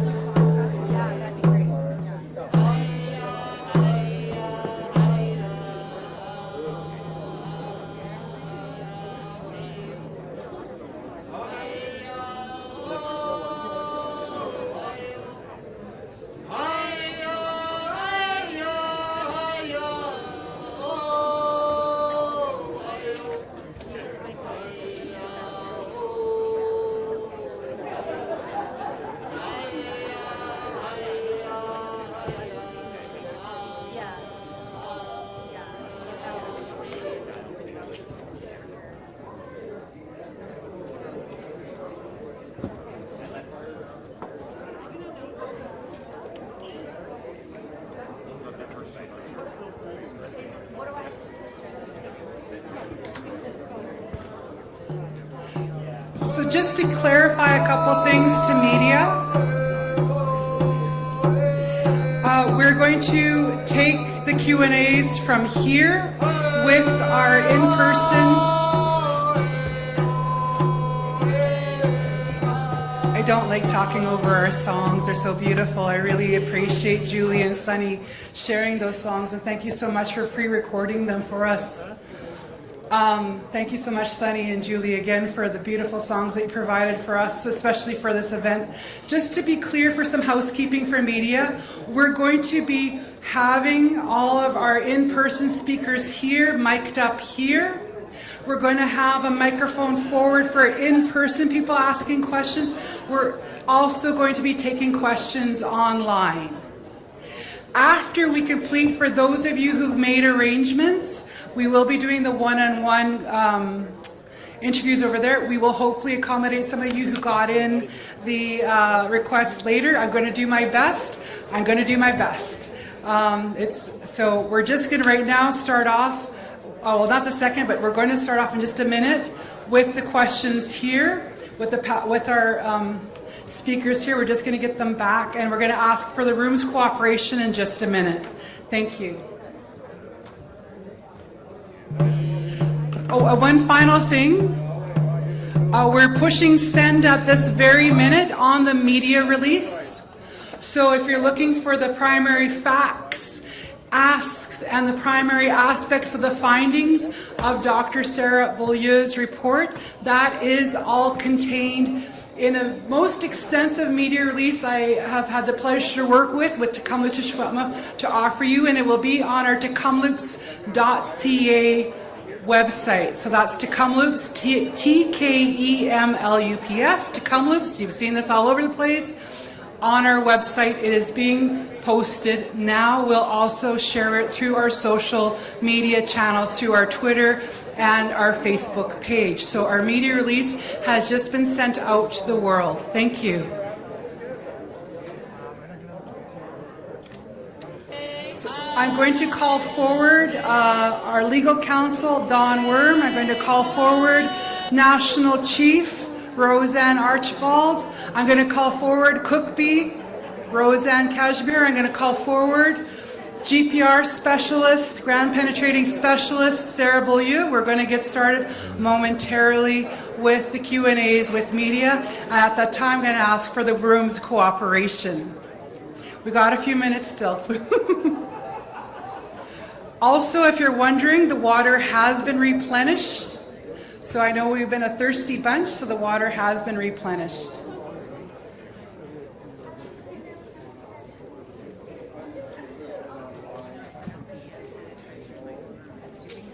There's something on the table. Grab some. I'll just grab one of the bottles.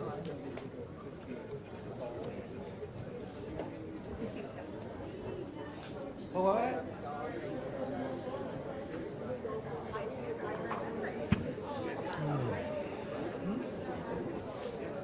I can't read that.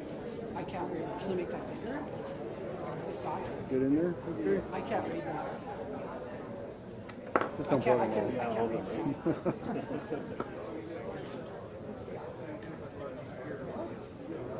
Well, how about I come closer? Shoot all in those smaller format cameras? Yes, don't get me started. Okay. Yes, we do. Had them for a couple of years now. Piece of shit. What are they? It's a Panasonic UX 180. It really sucks. They chose them because they do the codec for iPads, and when they got all these kits together, they bought 200 kits for the CTV. It was the only camera in that price range, I guess, that did. It's plastic lens. Like, I don't know where I am in the iris. I don't know where I am in the focus. It's just like an infinite focus ring? Infinite everything. So you never. And it's got so much ND switches on it. You never know where you are. And you go from sun to shade. You cap it because it doesn't have enough latitude. For running gun, it's this kind of stuff. So for you can only monitor. It only gives you both latitude channels at once, so you can't isolate when you're listening. I know we demoed a bunch of smaller format ones. Yeah. Just, I think we landed on. My name's Pete, by the way. Pete, I'm Adam. Nice to meet you. Yeah, I think we landed on a JVC. We're on JVC anyways. Yep. But the new ones have a 1-inch sensor in them. Which is, Yeah, nice. sure.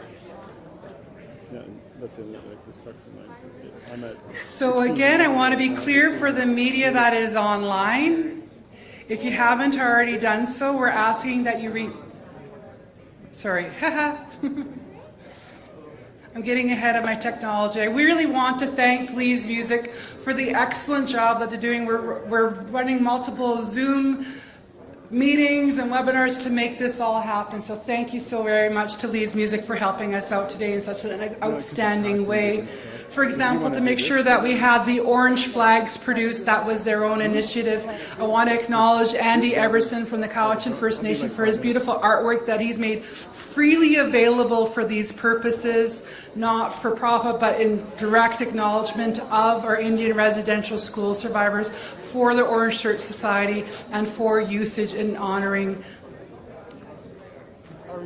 our survivors and intergenerational survivors. So I'm going to call forward Cookby Roseanne Cashmere. I'm going to call forward immediately as well National Chief. I'm going to call forward as well immediately as well Sarah Beaulieu. Sarah Beaulieu, I'm asking you to the stage right now. Thank you so very much, and I say that right now. Thank you. If you haven't noticed, some of you may recognize me. It was my joy and pleasure to serve as co-chair for the Assembly of First Nations, so I'm used to wrangling. I love to do it in honor and service of our First Nations communities, our leadership, and our people. So are we now into the feed, Mike, for the media event? Can they hear me? Perfect. So thank you very much for the people who are online. Thank you for your patience. Again, what we're going to ask that you do, I know that there's some people in the feed who they were anxious. I'm going to ask for cooperation in the room, please. Hello, everybody. We're getting started now, so I ask you wrap up the conversations or take them outside of the room, please. And thank you so very much. Thank you very much. So, we understand and I respect that people were anxious and wanted to participate and ensure that they could participate remotely. So there are some people who signed up in the media dedicated Zoom meeting room, and we welcome you there, but we ask that you turn off your cameras and mute yourself And for the media wishing to participate today, that you have your cameras on, that you have also named yourself of your full name as well as your media outlet. So I want to make sure that's sure. I also want to relate just a little midlife thing. I am absolutely reliant on a person over there because looking at that screen, I have great prescription reading glasses, but they ain't going to help at this point in time. So I am going to rely on my colleague over there to signal me for questions. When we go to you for question, again, even though you have named yourself, we're going to ask you verbally name your full name as well as your media outlet, who you're directing the question to, and then your question. We only have time for a question per person, per media outlet, to be very clear. I know when I say that, I know that there's different people, like whether it's CTV or global, we have regional, local. We'll take questions as best as we can, but we just ask for your cooperation at this time. So let me get my glasses on.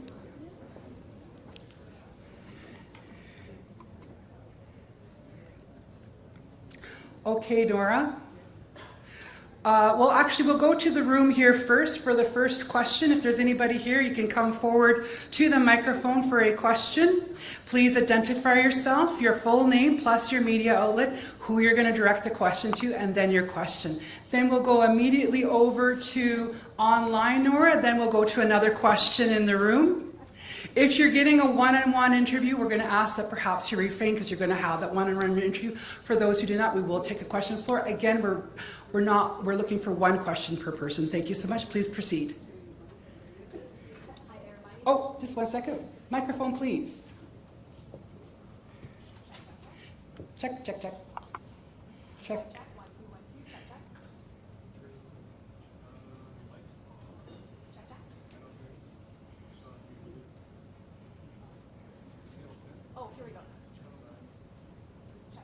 Check, check. There we go. Hi there. My name is Neetu Garcha. I'm a journalist with Global News. First of all, my heart and my thoughts are with you, Chief Casimir, and the entire Tk'emlúps Secwépemc First Nation. My condolences to all of you. It was mentioned, and perhaps, Sarah, you're the best person to answer this question, that part of the reason these 2 acres out of 160 were selected for this GPR survey was because a juvenile rib bone and a tooth were discovered. Do you have any details on when those were discovered and by who? And if I can ask a follow-up after, I would appreciate. No, okay, that's okay. I'm very strict on this one. You get one question, make it good. Thank you. Thank you. So we're going to Sarah Beaulieu, right to my first person to my right, please. Not yet. Now you.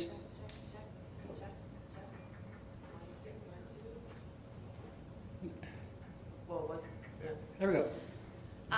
The juvenile tooth was excavated, I think, in the late 90s or early 2000s in a shovel test pit during an archaeological excavation by Simon Fraser University. The juvenile rib was surfaced in the same area in the early 2000s and was brought into the museum by a tourist.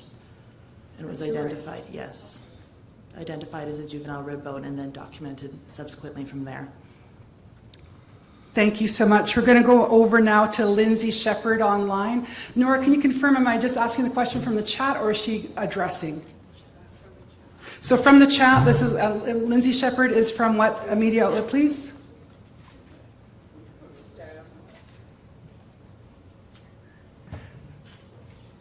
Identify yourself in the chat, Lindsay Shepherd, of what media outlet you're from. We'll go to the next question on the floor. Thank you so much. True North. So Lindsay Shepherd from True North. The question is for Sarah. Excavation plans to gain forensic evidence. Sorry, one more time? Excavation plans to gain forensic evidence. I think with regards to forensics and anything else, social justice issues, it needs to be community-led. It wouldn't really be a question for myself to answer, but Chief Cookpee. Thank you very much. We're going to go to the floor. Please identify yourself, what media outlet, and who you're addressing the question to, then your question. Hello, it's Dirk Meissner. I'm a reporter with Canadian Press, and this question is to Chief Casimir. it kind of goes on to the question just before. You had one of the survivors today say, leave the site alone, leave it undisturbed, don't disturb it. We're kind of hearing throughout this today that you might have to do more work, which includes excavation or digging. What more, I'm asking, what more are you planning to do? Check. Thank you for the question. So I do know that we at TTS are community driven. We do know that our membership has been grappling with the information that has been shared, and we do know that every step that we do take moving forward, we're going to be having the community consultation with our membership. And of course, there's been many questions surrounding, it being a crime scene and what those steps. First and foremost, it is about love, honor, and respect, and dignity moving forward. Thank you very much. We have Julio Rivas from FA, I believe it is FA, and he asks for National Chief Archibald. Who will investigate crime scenes, and what are the askings of the federal government? So Chief Archibald, National Chief Archibald. What's the second part? Who will investigate the crime scenes, and what are you asking of the federal government?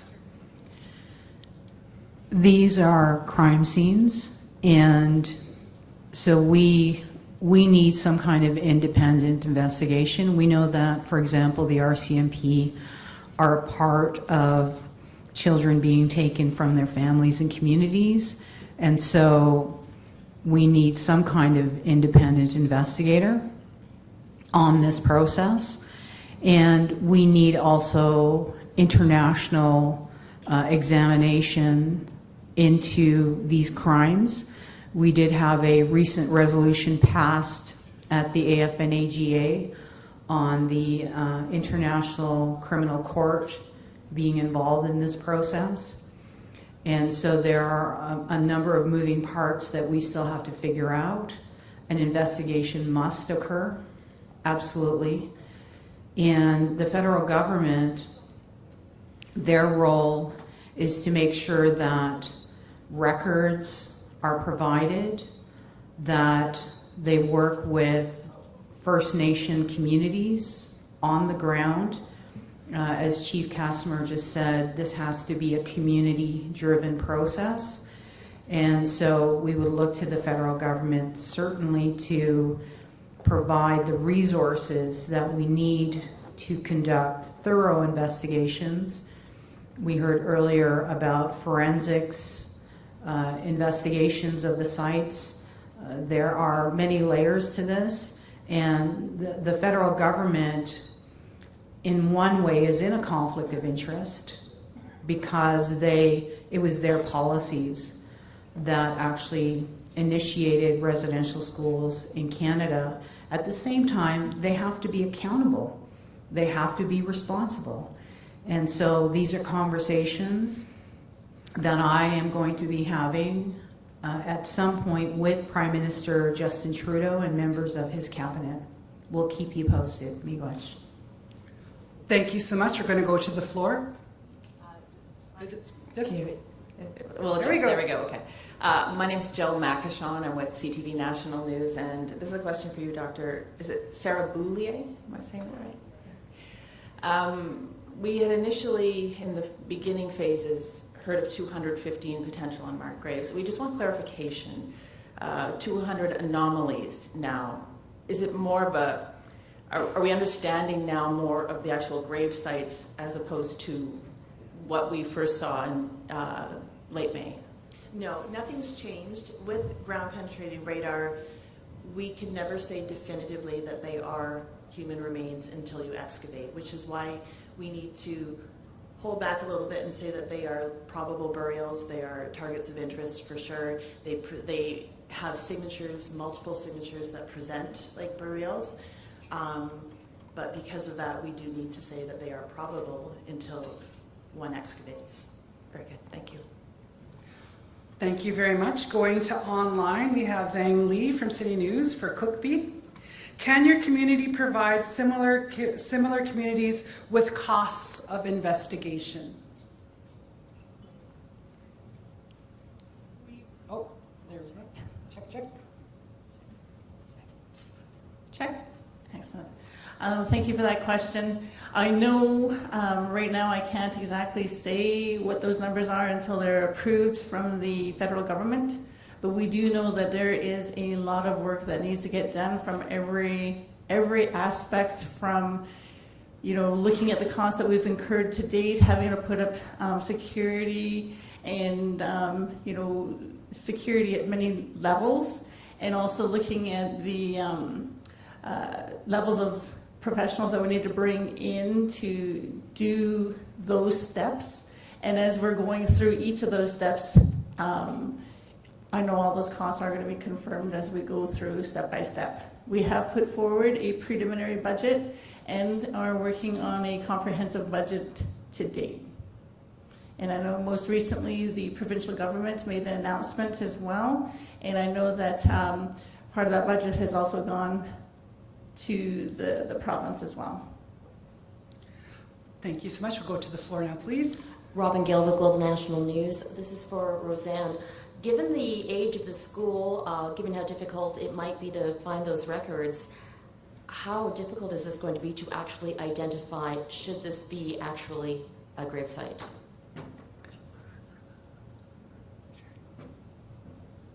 We're going to refer that question to Don Worm, who is our legal counsel, to provide technical support. Can you repeat the question, please? Given the school is very old, given the fact that record keeping may not be accurate, how difficult is it going to be to actually identify should there actually be remains in those graves? Well, I think what we can say firstly is that it's undeniable that those are graves. There is no question that there have been children gone missing. Our knowledge keepers from this community have told us so. We believe them. The work that needs to follow up on that has been outlined by Dr. Bolio. It is difficult work, but I think what you have borne witness today is a diligent community, is a powerful community that has worked extremely hard at revitalizing themselves, not just their culture and their language, but indeed their families and their people. I think that what you have seen is a fiercely independent nation, one that is more than capable and exceptionally competent to engage in the sacred work as it's been described going forward. We are ready to engage in this work, and we have the experts on hand to be able to get on with the identification of these individuals and to conduct, as would be culturally appropriate, what type of excavations or exhumations that we have to go forward in terms of identifying these souls. Finally, once identified, there is, of course, a measure to be able to determine not just their identity, but where are their homelands and where would they be repatriated to. You heard from Cookby that the children who were interned at this place came from all over British Columbia and indeed northern Alberta and the Yukon as well. The work that is necessary is being done by competent people. You have the Culture and Language Department who have been extremely busy on this. They remind us of the cultural protocols that we are obliged to follow in the work going forward. Yes, there are concerns that there are differences in wishes, that some people wish the place to remain undisturbed. There are others who are calling for the identification of these people because they know that these are their children. We need to balance those competing interests, and with the assistance of and the capabilities of this community and the experts that they already have, this work will be done. Thank you. I have a question for Alex McQueen from the Toronto Star. He is directing it to Cookby, but given what is being asked, I'm going to redirect it to our ground penetrating radar specialist, because it's about what are the factors to determine numbers of graves and ages of children. So Alex McQueen, we are redirecting your question to our technical expert, Sarah Bullion. With regards to determining number of graves, As I went through on the slides, it was ruling out different anomalies such as root systems, stones, rocks, anything else under the surface that didn't present as a potential burial. With the notion of the targets of interest being children, the majority of the anomalies were between 0.7 and 0.8 meters below the surface, which is fairly shallow. It fits with the knowledge keeper's descriptions of children having to dig graves for one. It also fits with when you have a juvenile burial, because they are smaller in length, they typically are not dug as deeply. So the length would have been taken into account in addition to the depth of the burial as well, to determine if the targets of interest were potentially children. Thank you. We'll go to the floor. Katie Nicholson, CBC News. This is for Cook Casimir. You mentioned you're still waiting to hear from the Prime Minister, and I wonder if you could maybe sort of expand on what it is you expect from the PMO in terms of leadership on this. What I would expect is, communication, direct communication, with our local government. And, I would really hope that he does take us up on our invitation for him to come September 30th and to, come and hear our survivor stories and to, acknowledge what happened here, where it started here in Canada. And with us having to carry that message forward and to where we are to date. Thank you. We'll take one more question from the floor and we're wrapping up with that. Oh, I see another person agitated, so we'll go here and then there, and then we're wrapping up. Thank you so much. Go ahead. Hi, sorry, Sydney Chisholm, Castanet, Kamloops. I'm sorry, you got your mask on, and that's great, but it's a little muffled, so try again. Sorry, Sydney Chisholm, Castanet, Kamloops. Sorry, I was just hoping to clarify, has any site been excavated yet, and is the 215 number still accurate? That's Sarah Bullion. Yeah, go ahead. As far as excavation for these burials, nothing has been excavated yet. The number is 200, so once the survey was completed, I received, subsequent to the survey, archaeological reports that discussed impact assessments and excavation that had been done in the same area. And so I had to rule out where those excavations had taken place in the late 90s, early 2000s, and see if they impacted where I had done my survey, which is why I concluded with 200. Thank you very much. We'll take a final question here.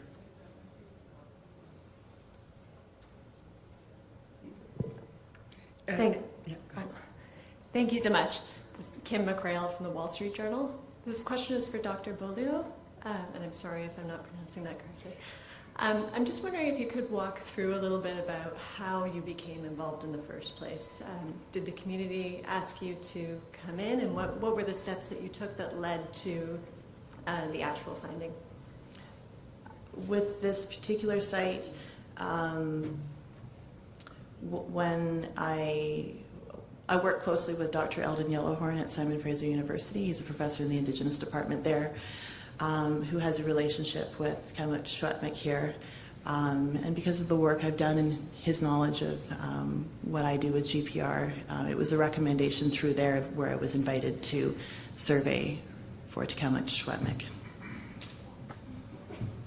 Thank you very much to all the media, both online and in person. I am going to call up, if we still have present, all of the Kamloops to Secwépemc Chief and Council back here, because we were missing a couple of our council members for that very first shot. We would like to get a shot of all of our leadership from Tk'emlúps to Secwépemc to line up here one more time. I know so Sunny Leonard, Katie Godfredson, if you're still here, that would be great. Justin Godfredson, Mary Baptiste, Sunny Leonard, Jeanette Jules, If you could please come forward, we just want to make sure that we get that photo. And if I forgot someone, I'm sorry. It's been an intense morning. And again, thank you so very much for everybody who's joining here. You can make the noise that you wish. We're just going to take a photo up. We're going to take a tiny break for, I believe, our very first interview is with CBC National over here. If you want to set up over there for the one-on-one interview, and everyone else that we will try and do our best to accommodate all media present here first, and then we're going to go to online. So we're going to have our, everybody lined up here, please, and we're going to excuse all of our speakers for today. Thank you so very much, and I'm just going to do a quick housekeeping of all the glasses of water.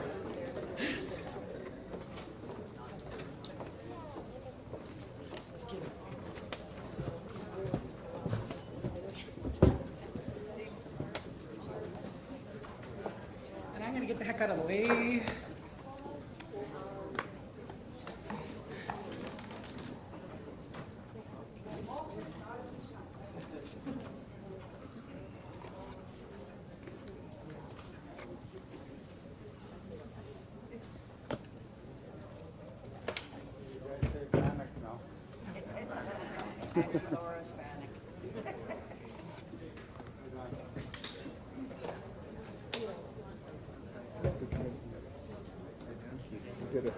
Well, that's in the way it's kind of doing.